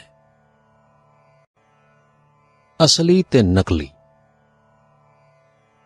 ਸੱਚ ਜਾਂ ਅਸਲ ਉਹ ਹੈ ਜੋ ਕਦੇ ਵੀ ਨਾ ਬਦਲੇ ਤੇ ਝੂਠ ਜਾਂ ਨਕਲ ਉਹ ਜੋ ਹਰ ਵੇਲੇ ਬਦਲ ਜਾਏ, ਇੱਕੋ ਜਿਹਾ ਕਾਇਮ ਨਾ ਰਹਿ ਸਕੇ। ਇਹ ਦੁਨੀਆ ਜਿਸ ਵਿੱਚ ਅਸੀਂ ਰਹਿੰਦੇ ਹਾਂ ਹਰ ਵੇਲੇ ਬਦਲਦੀ ਰਹਿੰਦੀ ਹੈ, ਇਸ ਵਾਸਤੇ ਝੂਠੀ ਤੇ ਨਕਲੀ ਹੈ। ਇੱਥੇ ਸੁੱਖ ਮਿਲਦਾ ਹੀ ਨਹੀਂ, ਜੇ ਮਿਲੇ ਤੇ ਕਾਇਮ ਨਹੀਂ ਰਹਿੰਦਾ। ਜਿਸ ਨੇ ਦੁਨੀਆ ਵਿੱਚ ਸੌਖਾ ਤੇ ਆਨੰਦ ਨਾਲ ਰਹਿਣਾ ਹੈ ਉਸ ਵਾਸਤੇ ਇਹ ਜ਼ਰੂਰੀ ਹੈ ਬਈ ਝੂਠ ਅਤੇ ਨਕਲ ਨੂੰ ਛੱਡ ਕੇ ਸੱਚ ਤੇ ਅਸਲ ਨੂੰ ਫੜੇ। ਅਸੀਂ ਰੋਜ਼ ਆਪਣੀਆਂ ਅੱਖਾਂ ਸਾਹਮਣੇ ਅਸਲ ਤੇ ਨਕਲ ਦੇ ਕੌਤਕ ਵੇਖਨੇ ਆ, ਪਰ ਕੰਨ ਵਲੇਟ ਕੇ ਪਾਸੇ ਹੋ ਜਾਂਦੇ ਆ ਤੇ ਕਦੇ ਸਮਝਣ ਦੀ ਕੋਸ਼ਿਸ਼ ਨਹੀਂ ਕਰਦੇ। ਮਿਸਾਲ ਦੇ ਤੌਰ ਤੇ ਮੰਨ ਲਓ ਕਿਸੇ ਘਰ ਮੌਤ ਹੋ ਗਈ ਹੈ, ਜੇ ਘਰ ਵਾਲਿਆਂ ਨੂੰ ਪੁੱਛੋ ਬਈ ਤੁਸੀਂ ਕਿਉਂ ਰੋਂਦੇ ਹੋ, ਜਵਾਬ ਮਿਲਦਾ ਜੀ ਪੁੱਤਰ ਮਰ ਗਿਆ। ਜਦੋਂ ਕਿਹਾ ਜਾਏ ਬਈ ਉਸ ਦਾ ਸਰੀਰ ਤੇ ਤੁਹਾਡੇ ਸਾਹਮਣੇ ਪਿਆ ਤਾਂ ਜਵਾਬ ਮਿਲਦਾ ਹੈ, ਸਰੀਰ ਨੂੰ ਕੀ ਕਰੀਏ, ਉਹ ਵਿੱਚੋਂ ਚਲਾ ਗਿਆ ਹੈ। ਸਰੀਰ ਨਾਲ ਸਾਨੂੰ ਕੋਈ ਪਿਆਰ ਨਹੀਂ। ਇਸ ਸਰੀਰ ਨੂੰ ਲੈ ਜਾਓ, ਸਾੜ ਦਿਓ, ਫੂਕ ਦਿਓ। ਹੁਣ ਤੇ ਸਗੋਂ ਇਹਦੇ ਕੋਲੋਂ ਡਰ ਆ ਰਿਹਾ। ਸਰੀਰ ਵੱਲ ਵੇਖੋ ਤਾਂ ਨਾ ਅੱਖਾਂ ਕੰਮ ਕਰ ਰਹੀਆਂ ਨੇ, ਨਾ ਜ਼ੁਬਾਨ, ਨਾ ਕੰਨ, ਤੇ ਨਾ ਹੀ ਸਰੀਰ ਦਾ ਕੋਈ ਹੋਰ ਹਿੱਸਾ। ਇਹ ਸੁੰਨਸਾਨ ਹਾਲਤ ਵੇਖ ਕੇ ਮਨ ਵਿੱਚ ਸੋਚ ਪੈਦਾ ਹੁੰਦੀ ਹੈ, ਬਈ ਕਿਹੜੀ ਚੀਜ਼ ਸੀ ਜਿਹੜੀ ਇਹਦੇ ਵਿੱਚੋਂ ਚਲੀ ਗਈ। ਜਿਹੜੀ ਇਸ ਸਰੀਰ ਦੀ ਜਾਨ ਸੀ, ਇਹਦਾ ਪ੍ਰਾਣ ਸੀ, ਇਸ ਨੂੰ ਸੋਹਣਾ, ਅਕਲ ਵਾਲਾ, ਪਿਆਰਾ ਤੇ ਤਾਕਤ ਵਾਲਾ ਬਣਾ ਰਹੀ ਸੀ। ਡਾਕਟਰ ਇਸ ਸੋਚ ਦਾ ਤਸੱਲੀ ਬਖਸ਼ ਜਵਾਬ ਨਹੀਂ ਦੇ ਸਕਦੇ। ਹਾਂ, ਉਹ ਇਹ ਕਹਿ ਦਿੰਦੇ ਨੇ ਦਿਲ ਫੇਲ ਹੋ ਗਿਆ, ਸਰੀਰ ਕੰਮ ਕਰਨੋਂ ਹਟ ਗਿਆ। ਇਸ ਸੋਚ ਦਾ ਠੀਕ ਜਵਾਬ ਆਤਮਿਕ ਪਾਸੇ ਵੱਲੋਂ ਹੀ ਆ ਸਕਦਾ ਹੈ। ਗੁਰੂ ਜੀ ਆਖਦੇ ਨੇ, ਮਨ ਤੂੰ ਜੋਤ ਸਰੂਪ ਹੈ, ਆਪਣਾ ਮੂਲ ਪਛਾਣ। ਮਨ ਹਰ ਜੀ ਤੇਰਾ ਨਾਲ ਹੈ, ਗੁਰਮਤੀ ਰੰਗ ਮਾਣ। ਭਾਵ ਵਾਹਿਗੁਰੂ ਦੀ ਜੋਤ ਜਿਹੜੀ ਸਾਰਾ ਕੰਮ ਇਸ ਮਨੁੱਖ ਦੇ ਅੰਦਰ ਕਰ ਰਹੀ ਸੀ, ਉਸ ਦੇ ਚਲੇ ਜਾਣ ਨਾਲ ਸਰੀਰ ਬੇਕਾਰ ਹੋ ਗਿਆ। ਜੇ ਇਸ ਸਰੀਰ ਵਿੱਚ ਫਿਰ ਜੋਤ ਆ ਜਾਏ ਤਾਂ ਫਿਰ ਸਾਵਧਾਨ ਹੋ ਕੇ ਪੂਰੀ ਤਾਕਤ ਤੇ ਖੂਬਸੂਰਤੀ ਵਿੱਚ ਆ ਜਾਏਗਾ। ਪਰ ਅਸੀਂ ਹਮੇਸ਼ਾ ਇਸ ਸਰੀਰ ਨੂੰ ਹੀ ਸਾਰਾ ਕੁਝ ਸਮਝਿਆ। ਅਸਲ ਵਿੱਚ ਤੇ ਕੁਝ ਵੀ ਨਹੀਂ, ਇਹ ਤੇ ਇੱਕ ਬੇਜਾਨ ਚੀਜ਼ ਹੈ ਜਿਸ ਦਾ ਸਾਰਾ ਕੁਝ ਜੋਤ ਦੇ ਆਸਰੇ ਟਿਕਿਆ ਹੋਇਆ। ਅਸੀਂ ਭੁਲੇਖੇ ਵਿੱਚ ਪੈ ਕੇ ਸਰੀਰ ਨੂੰ ਹਰ ਚੀਜ਼ ਤੇ ਹਰ ਕੰਮ ਦਾ ਕਰਤਾ ਸਮਝਣ ਲੱਗ ਪੈਂਦੇ ਹਾਂ, ਤੇ ਜੋਤ ਨੂੰ ਬਿਲਕੁਲ ਗੈਰ ਹਾਜ਼ਰ ਚੀਜ਼ ਤੇ ਹਰ ਵੇਲੇ ਚੇਤੇ ਤੋਂ ਭੁੱਲੀ ਹੋਈ ਵੇਖਦੇ ਹਾਂ। ਅਸਲ ਨੂੰ ਛੱਡ ਕੇ ਨਕਲ ਦੇ ਮਗਰ ਪੈ ਜਾਂਦੇ ਹਾਂ। ਇਸ ਭੁਲੇਖੇ ਦਾ ਨਤੀਜਾ ਇਹ ਆ ਕਿ ਵਾਹਿਗੁਰੂ ਦੀ ਜੋਤ ਨੂੰ ਹਰ ਵੇਲੇ ਕੋਲ ਹੁੰਦਿਆਂ ਹੋਇਆਂ ਵੀ ਅਲੋਪ ਵੇਖਦੇ ਹਾਂ, ਤੇ ਵਾਹਿਗੁਰੂ ਦੀਆਂ ਸਭ ਬਰਕਤਾਂ ਤੋਂ ਵਾਂਝੇ ਰਹਿੰਦੇ ਹਾਂ। ਸਰੀਰ ਨੂੰ ਅਸਲੀ ਸਮਝ ਕੇ ਇਸ ਦੀਆਂ ਸਭ ਤਕਲੀਫਾਂ, ਬਿਮਾਰੀਆਂ, ਥੋੜਾਂ, ਫਿਕਰ ਅਤੇ ਨਾਕਾਮਯਾਬੀਆਂ ਨੂੰ ਆਪਣੇ ਉੱਤੇ ਸਹਾਰਨੇ ਹਾਂ। ਜੇ ਅਸੀਂ ਆਪਣੇ ਆਪ ਨੂੰ ਜੋਤ ਸਮਝੀਏ ਤਾਂ ਵਾਹਿਗੁਰੂ ਦੀ ਜੋਤ ਨੂੰ ਨਾ ਕਦੇ ਬਿਮਾਰੀ ਹੈ, ਨਾ ਦੁੱਖ ਹੈ, ਨਾ ਮੌਤ ਹੈ, ਨਾ ਥੁੜ, ਤਾਂ ਸਾਨੂੰ ਵੀ ਇਹ ਬੁਰਾਈਆਂ ਨਹੀਂ ਵਿਆਪ ਸਕਦੀਆਂ। ਵੇਖੋ ਨਾ, ਗੁਰੂ ਜੀ ਆਖਦੇ ਨੇ, ਨਾ ਉਹ ਮਰਤਾ ਨਾ ਹਮ ਡਰਿਆ, ਨਾ ਉਹ ਬਿਨਸੈ ਨਾ ਹਮ ਕੜਿਆ, ਨਾ ਉਹ ਨਿਰਧਨ ਨਾ ਹਮ ਭੂਖੇ, ਨਾ ਉਸ ਦੁਖ ਨਾ ਹਮ ਕਉ ਦੁਖੇ। ਆਸਾ ਮਹਿਲਾ ਪੰਜਵਾਂ। ਜਦੋਂ ਅਸੀਂ ਆਪਣੇ ਆਪ ਨੂੰ ਜੋਤ ਵੇਖੀਏ ਤਾਂ ਸਰੀਰ ਨਾਲੋਂ ਵੱਖਰਾ ਵੇਖੀਏ ਤਾਂ ਫਿਰ ਸਰੀਰ ਦੀਆਂ ਤਕਲੀਫਾਂ ਸਾਨੂੰ ਨਹੀਂ ਪਹੁੰਚ ਸਕਦੀਆਂ। ਸਗੋਂ ਜੋਤ ਦਾ ਚਾਨਣ ਹੋਣ ਨਾਲ ਹੀ ਸਰੀਰ ਦੀਆਂ ਸਭ ਤਕਲੀਫਾਂ, ਬਿਮਾਰੀ, ਦੁੱਖ, ਥੁੜ, ਪਾਪ ਖਤਮ ਹੋ ਜਾਣਗੀਆਂ ਤੇ ਮਨੁੱਖ ਨੂੰ ਸਰੀਰ ਦੀ ਹਕੂਮਤ ਮੰਨਣ ਦੀ ਥਾਂ ਤੇ ਸਰੀਰ ਤੇ ਹਕੂਮਤ ਕਰਨੀ ਆ ਜਾਂਦੀ ਹੈ। ਹੇ ਭੁੱਲੇ ਹੋਏ ਮਨੁੱਖ, ਜਦੋਂ ਤੂੰ ਜਾਣਦਾ ਹੈ ਕਿ ਮਾਂ ਦੇ ਸਰੀਰ ਵਿੱਚ ਤੇਰੇ ਸਰੀਰ ਦੀ ਬੜੀ ਅਨੋਖੀ ਮਸ਼ੀਨ ਵਾਹਿਗੁਰੂ ਨੇ ਬਣਾਈ, ਆਪਣੀ ਜੋਤ ਭਾਵ ਜਾਨ ਉਹਦੇ ਵਿੱਚ ਪਾਈ। ਮਾਂ ਦੇ ਸਰੀਰ ਵਿੱਚੋਂ ਬਾਹਰ ਆਉਣ ਤੋਂ ਪਹਿਲਾਂ ਦੁੱਧ ਦੀ ਖੁਰਾਕ ਮੌਜੂਦ ਕਰ ਦਿੱਤੀ। ਜਦੋਂ ਦੰਦ ਦਿੱਤੇ ਤਾਂ ਦੁੱਧ ਆਪੇ ਬੰਦ ਹੋ ਗਿਆ। ਖਾਣਾ ਹਜ਼ਮ ਕਰਕੇ ਸਾਰੇ ਸਰੀਰ ਵਿੱਚ ਲਹੂ, ਹੱਡੀਆਂ ਤੇ ਮਾਸ ਬਣਾ ਦਿੱਤਾ। ਤੇਰੀ ਪਾਲਣਾ ਕੀਤੀ, ਤੈਨੂੰ ਜਵਾਨ ਕੀਤਾ, ਤੇ ਹੁਣ ਜਵਾਨ ਹੋ ਕੇ ਸਾਰਾ ਕੁਝ ਭੁੱਲ ਗਿਆ। ਹੁਣ ਤੂੰ ਆਪਣੇ ਕੰਮ ਦਾ ਕਰਤਾ ਆਪੇ ਬਣ ਗਿਆ ਤੇ ਡਾਕਟਰੀ ਸਲਾਹਾਂ ਨਾਲ ਸਰੀਰ ਨੂੰ ਤੰਦਰੁਸਤ ਰੱਖਣ ਦਾ ਭਰੋਸਾ ਕਰ ਰਿਹਾ। ਇਸ ਦੁਨੀਆ ਵਿੱਚ ਜੇ ਤੂੰ ਸੌਖਾ ਚੱਲ ਕੇ ਪਰਲੋਕ ਵਾਸਤੇ ਵੀ ਖਜ਼ਾਨਾ ਤਿਆਰ ਕਰਨਾ ਚਾਹੁੰਦਾ ਹੈ ਤਾਂ ਇਹ ਕੰਮ ਕਰ। ਦੁਨਿਆਵੀ ਸਹਾਰਿਆਂ ਤੋਂ ਮੂੰਹ ਮੋੜ ਕੇ ਅਸਲ ਆਸਰੇ ਵੱਲ ਆ। ਉਹ ਇਹ ਕਿ ਤੇਰੀ ਅਸਲੀਅਤ ਵਾਹਿਗੁਰੂ ਦੀ ਜੋਤ ਹੈ। ਵਾਹਿਗੁਰੂ ਨੂੰ ਸਭ ਕੰਮਾਂ ਦਾ ਕਰਤਾ ਵੇਖ। ਤੇਰੇ ਸਰੀਰ ਤੇ ਤੇਰੀ ਸੁਰਤ ਦੁਨੀਆ ਵਿੱਚ ਉਹ ਹੀ ਜ਼ਾਹਰ ਹੋਵੇਗਾ ਜੋ ਜੋਤ ਕਰੇਗੀ, ਕਿਉਂਕਿ ਜੋਤ ਆਨੰਦ ਸਰੂਪ ਹੈ। ਇਸ ਵਾਸਤੇ ਸਰੀਰ ਵਿੱਚ ਤੇ ਸਾਰੇ ਕੰਮਾਂ ਵਿੱਚ ਤੇਰੀ ਸੁਰਤ ਦੀ ਸਾਰੀ ਦੁਨੀਆ ਵਿੱਚ ਸੁਖ ਤੇ ਆਨੰਦ ਤੋਂ ਇਲਾਵਾ ਹੋਰ ਕੁਝ ਹੋਵੇਗਾ ਹੀ ਨਹੀਂ, ਨਾ ਹੋ ਸਕਦਾ। ਹੁਣ ਅਸੀਂ ਇੱਕ ਹੋਰ ਮਿਸਾਲ ਲੈ ਕੇ ਅਸਲ ਤੇ ਨਕਲ ਦਾ ਨਤੀਜਾ ਵੇਖਦੇ ਹਾਂ। ਆਓ ਇੱਕ ਉਦਾਹਰਣ ਰਾਹੀਂ ਅਸਲ ਤੇ ਨਕਲ ਦਾ ਨਖੇੜਾ ਕਰੀਏ। ਕਿਸਾਨ ਜ਼ਮੀਨ ਵਿੱਚ ਹਲ ਚਲਾ ਕੇ ਕਣਕ ਬੀਜ ਦਿੰਦਾ ਹੈ। ਮੌਸਮ ਚੰਗਾ ਹੈ, ਵੇਲੇ ਸਿਰ ਬਾਰਿਸ਼ ਹੋਣ ਨਾਲ ਫਸਲ ਚੰਗੀ ਹੋ ਗਈ। ਬੀਜਣ ਤੋਂ ਲੈ ਕੇ ਫਸਲ ਸਾਂਭਣ ਤੱਕ ਕਿਸਾਨ ਹਰ ਗੱਲ ਦਾ ਕਰਤਾ ਆਪਣੇ ਆਪ ਨੂੰ ਵੇਖ ਰਿਹਾ। ਬਈ ਮੈਂ ਹਲ ਨਾਲ ਜ਼ਮੀਨ ਚੰਗੀ ਤਰ੍ਹਾਂ ਵਾਹੀ, ਚੰਗਾ ਬੀਜ ਪਾਇਆ, ਪਾਣੀ ਵੀ ਠੀਕ ਸਮੇਂ ਸਿਰ ਦਿੱਤਾ, ਤਾਂ ਹੀ ਮੇਰੀ ਫਸਲ ਠੀਕ ਹੋਈ ਹੈ। ਚੰਗੀ ਗੱਲ ਹੈ, ਚੱਲ ਮੀਂਹ ਵੀ ਵੇਲੇ ਸਿਰ ਪੈ ਗਿਆ ਹੈ, ਮੇਰੀ ਮਦਦ ਹੋ ਗਈ। ਇਸ ਤਰ੍ਹਾਂ ਕਿਸਾਨ ਨੇ ਸਭ ਉੱਪਰਲੀਆਂ ਗੱਲਾਂ ਵੱਲ ਧਿਆਨ ਦਿੱਤਾ ਹੈ ਤੇ ਚੰਗੀ ਫਸਲ ਦੀ ਸਾਰੀ ਸ਼ਾਬਾਸ਼ ਆਪਣੇ ਆਪ ਨੂੰ ਦੇਣ ਦੇ ਯਤਨ ਵਿੱਚ ਹੈ। ਉਹਨੂੰ ਕਦੇ ਵੀ ਇਹ ਖਿਆਲ ਨਹੀਂ ਆਉਂਦਾ ਕਿ ਜ਼ਮੀਨ ਵਿੱਚ ਬੂਟਾ ਪੈਦਾ ਕਰਨ ਵਾਲੀ ਕਿਹੜੀ ਸ਼ਕਤੀ ਸੀ ਜਿਸ ਨੇ ਇੱਕ ਮਾਮੂਲੀ ਜਿਹੇ ਬੀਜ ਤੋਂ ਇੰਨਾ ਸੋਹਣਾ ਬੂਟਾ ਬਣਾ ਦਿੱਤਾ, ਪੱਤੇ ਕੱਢੇ, ਦਾਣਾ ਬਣਾਇਆ, ਫਿਰ ਇੱਕ ਦਾਣੇ ਤੋਂ ਅਨੇਕਾਂ ਦਾਣੇ ਬਣਾਏ, ਤੂੜੀ ਵੱਖਰੀ ਬਣਾ ਦਿੱਤੀ, ਮੀਂਹ ਵਸਾ ਕੇ ਫਸਲ ਵਿੱਚ ਜਾਨ ਪਾਈ ਤੇ ਰਾਤ ਨੂੰ ਸ਼ਬਨਮ ਬਣ ਕੇ ਪੌਦੇ ਨੂੰ ਪਾਲਿਆ, ਸੂਰਜ ਦੀ ਨਿੱਘ ਨਾਲ ਵੱਡਾ ਕੀਤਾ ਤੇ ਅਨਾਜ ਪਕਾ ਕੇ ਦਾਣੇ ਬਣਾਏ। ਜਿਸ ਸ਼ਕਤੀ ਨੇ ਸਾਰਾ ਕੰਮ ਕੀਤਾ ਉਸਨੇ ਮੁਫਤ ਕੀਤਾ ਹੈ, ਪਰ ਅਫਸੋਸ ਬੰਦਾ ਉਸ ਦਾ ਨਾਮ ਨਹੀਂ ਲੈਣਾ ਚਾਹੁੰਦਾ ਤੇ ਅਸਲੀ ਪਾਲਣ ਵਾਲੇ ਨੂੰ ਭੁਲਾ ਕੇ ਨਕਲੀ ਆਪਣੇ ਅਸਲੀ ਹੋਣ ਦੀਆਂ ਡੀਂਗਾਂ ਮਾਰ ਰਿਹਾ ਹੈ। ਇਹ ਭੁੱਲਿਆ ਹੋਇਆ ਕਿਸਾਨ ਜੇ ਅਸਲ ਸ਼ਕਤੀ ਨੂੰ ਸੁਰਤੀ ਵਿੱਚ ਲਿਆਵੇ, ਉਸ ਦਾ ਸਹਾਰਾ ਲਵੇ, ਤਾਂ ਇਹ ਨਹੀਂ ਹੋ ਸਕੇਗਾ ਕਿ ਇੱਕ ਸਾਲ ਫਸਲ ਚੰਗੀ ਤੇ ਦੂਜੇ ਸਾਲ ਮਾੜੀ ਤੇ ਤੀਜੇ ਸਾਲ ਖਤਮ ਹੋ ਜਾਏ। ਉਸ ਵਾਹਿਗੁਰੂ ਨੂੰ ਚੇਤੇ ਰੱਖਣ ਨਾਲ ਫਸਲ ਹਮੇਸ਼ਾ ਚੰਗੀ ਹੀ ਹੋਵੇਗੀ।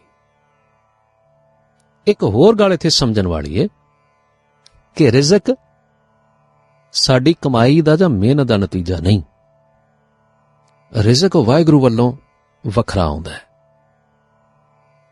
ਕੰਮ ਕੀਤਾ ਹੋਇਆ ਵਾਹਿਗੁਰੂ ਦੇ ਹੁਕਮ ਵਿੱਚ ਕਿਸੇ ਹੋਰ ਖਾਤੇ ਵਿੱਚ ਪੈਂਦਾ ਹੈ। ਵਾਹਿਗੁਰੂ ਦੀਆਂ ਦਾਤਾਂ ਕੰਮ ਦਾ ਮੁੱਲ ਨਹੀਂ ਨੇ। ਜੇ ਰਿਜ਼ਕ ਕੰਮ ਕਰਨ ਨਾਲ ਹੀ ਹੋਵੇ ਤਾਂ 8 ਘੰਟੇ ਲੱਕੜੀ ਚੀਰਨ ਤੇ ਕਈ ਮਾਰਨ ਵਾਲੇ ਬੰਦੇ ਨੂੰ ਇੱਕ ਵਜ਼ੀਰ ਦੇ ਸਿਰਫ ਮਾਮੂਲੀ ਹੱਥ ਹਿਲਾਉਣ ਦੇ ਮੁਕਾਬਲੇ ਕਿਤੇ ਜ਼ਿਆਦਾ ਰਿਜ਼ਕ ਮਿਲੇ, ਪਰ ਨਹੀਂ, ਸਗੋਂ ਘੱਟ ਮਿਲਦਾ ਹੈ। ਅਕਲ ਵਾਲੇ ਤੇ ਮਿਹਨਤੀ ਨੌਕਰ ਨਾਲੋਂ ਸਧਾਰਨ ਜਿਹੇ ਪੁੱਤਰ ਨੂੰ ਜ਼ਿਆਦਾ ਰੋਜ਼ੀ ਮਿਲ ਰਹੀ ਹੈ। ਰਿਜ਼ਕ ਸਭ ਨੂੰ ਮਿਲਣਾ ਹੈ ਤੇ ਮਿਲਣਾ ਵੀ ਮੁਫਤ ਹੈ ਤੇ ਮਿਲਣਾ ਵੀ ਵਾਹਿਗੁਰੂ ਵੱਲੋਂ ਹੈ। ਕੰਮ ਤੇ ਅਕਲ ਦੇ ਅੰਦਾਜ਼ੇ ਨਾਲ ਨਹੀਂ ਮਿਲਦਾ। ਗੁਰੂ ਜੀ ਦਾ ਫੈਸਲਾ ਇਸ ਬਾਰੇ ਇਹ ਹੈ, ਕਾਹੇ ਰੇ ਮਨ ਚਿਤਵੈ ਉਦਮ ਜਾਂ ਆਹਰ ਹਰਜੀਓ ਪਰਿਆ, ਸੈਲ ਪੱਥਰ ਮੈਂ ਜੰਤ ਉਪਾਏ, ਤਾਂ ਕਾ ਰਿਜ਼ਕ ਆਗੈ ਕਰ ਤਰਿਆ। ਫਿਰ ਸਤਿਗੁਰੂ ਜੀ ਆਖਦੇ ਨੇ, ਜਨਨ ਪਿਤਾ ਲੋਕ ਸੁਤ ਬਣਤਾ, ਕੋਏ ਨਾ ਕਿਸ ਕੀ ਤਰਿਆ, ਸਿਰ ਸਿਰ ਰਿਜ਼ਕ ਸੰਭਾਹੇ ਠਾਕੁਰ, ਕਾਹੇ ਮਨ ਭਉ ਕਰਿਆ।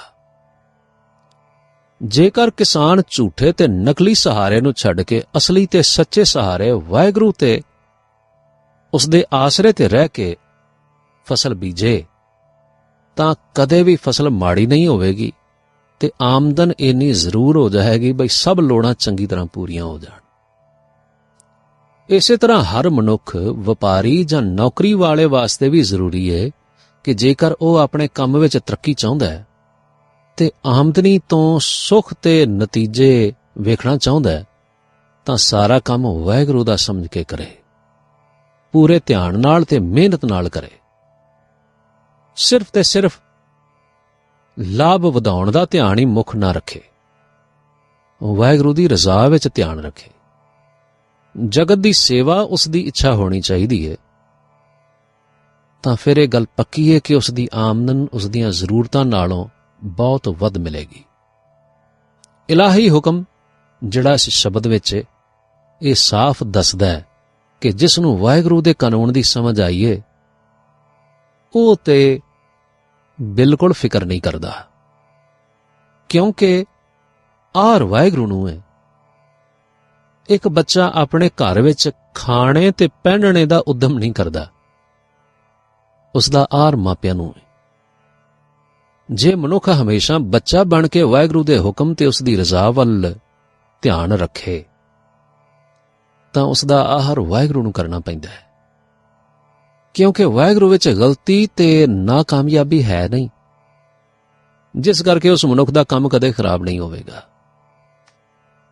ਜਿਹੜਾ ਸਿਆਣਾ ਤੇ ਚਤਰ ਬਣ ਕੇ ਆਪਣੀ ਮਰਜ਼ੀ ਵਰਤਦਾ ਹੈ ਉਹ ਜ਼ਿੰਮੇਵਾਰੀ ਆਪ ਲੈ ਲੈਂਦਾ ਹੈ, ਤੇ ਇਨਸਾਨੀ ਅਕਲ ਵਿੱਚ ਤੇ ਹਰ ਹਾਲ ਗਲਤੀਆਂ ਤੇ ਨਾਕਾਮਯਾਬੀਆਂ ਜ਼ਰੂਰੀ ਨੇ। ਫੇਲ ਹੋਣਾ ਪੱਕੀ ਗੱਲ ਹੈ, ਜਿਸ ਕਰਕੇ ਮਨੁੱਖ ਹਰ ਵੇਲੇ ਫਿਕਰਾਂ ਤੇ ਸੰਸਿਆਂ ਦਾ ਸ਼ਿਕਾਰ ਹੋਇਆ ਰਹਿੰਦਾ ਹੈ। ਅਸਲ ਤੇ ਨਕਲ ਦੀ ਪਛਾਣ ਵਾਸਤੇ ਗੁਰੂ ਗ੍ਰੰਥ ਸਾਹਿਬ ਜੀ ਦਾ ਪਾਠ ਸਮਝ ਕੇ ਕਰੋ।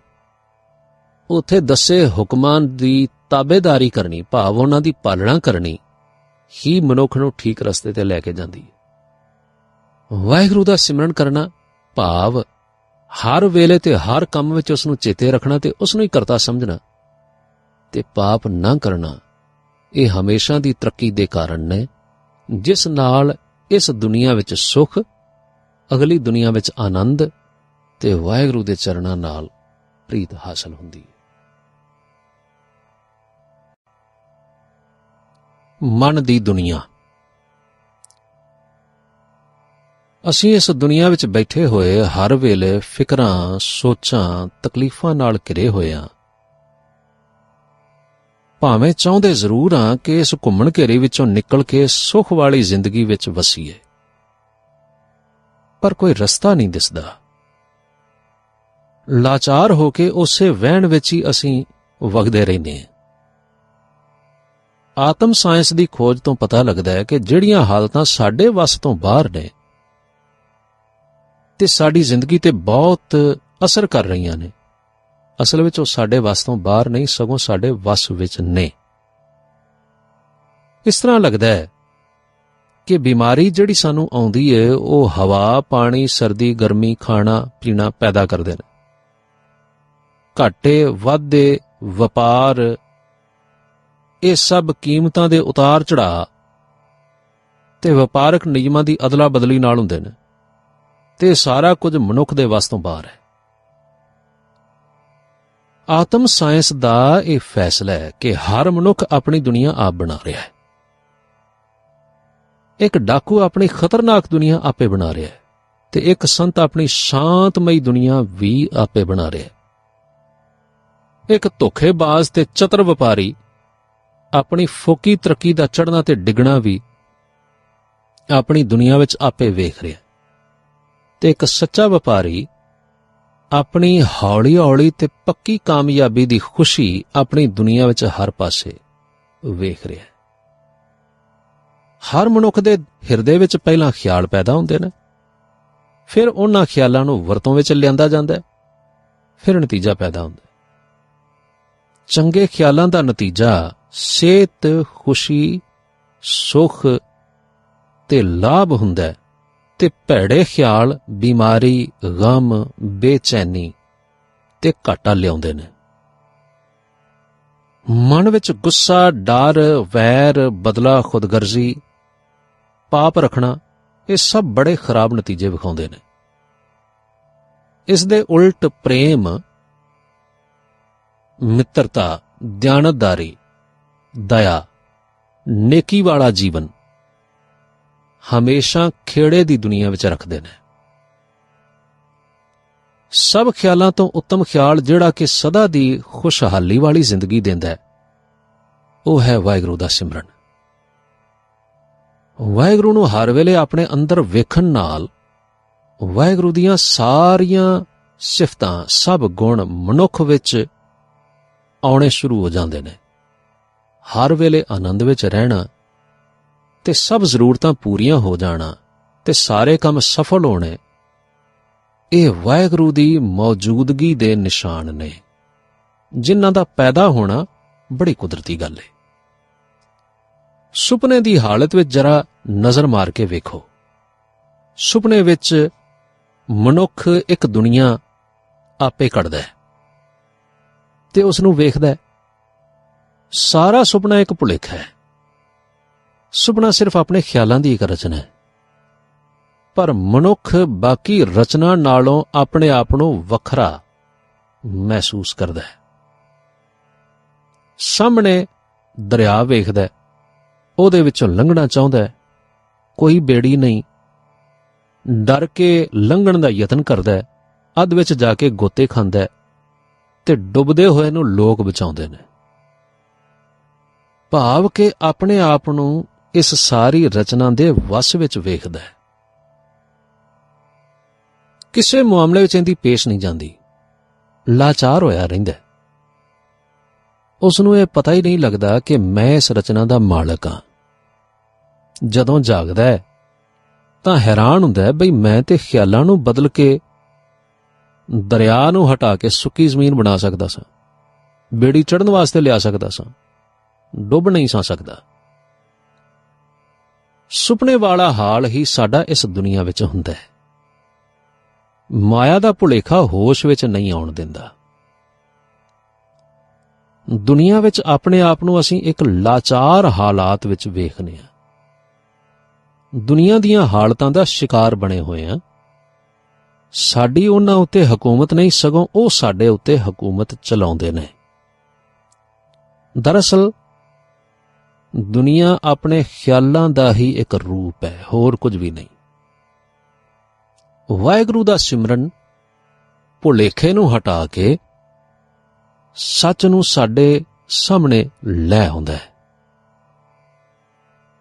ਇਸ ਲਈ ਦੁਨੀਆ ਦੀ ਹਰ ਹਾਲਤ ਤੇ ਮਨੁੱਖ ਹਕੂਮਤ ਕਰ ਸਕਣ ਦੇ ਯੋਗ ਹੋ ਜਾਂਦਾ ਹੈ। ਮਾਇਆ ਵਿੱਚ ਲਪੇਟੇ ਹੋਏ ਮਨੁੱਖ ਦੀ ਦੁਨੀਆ ਹਨੇਰੀ ਏ, ਠੋਕਰਾਂ ਵਾਲੀ ਏ, ਤਕਲੀਫਾਂ ਤੇ ਪਾਪਾਂ ਵਾਲੀ ਏ।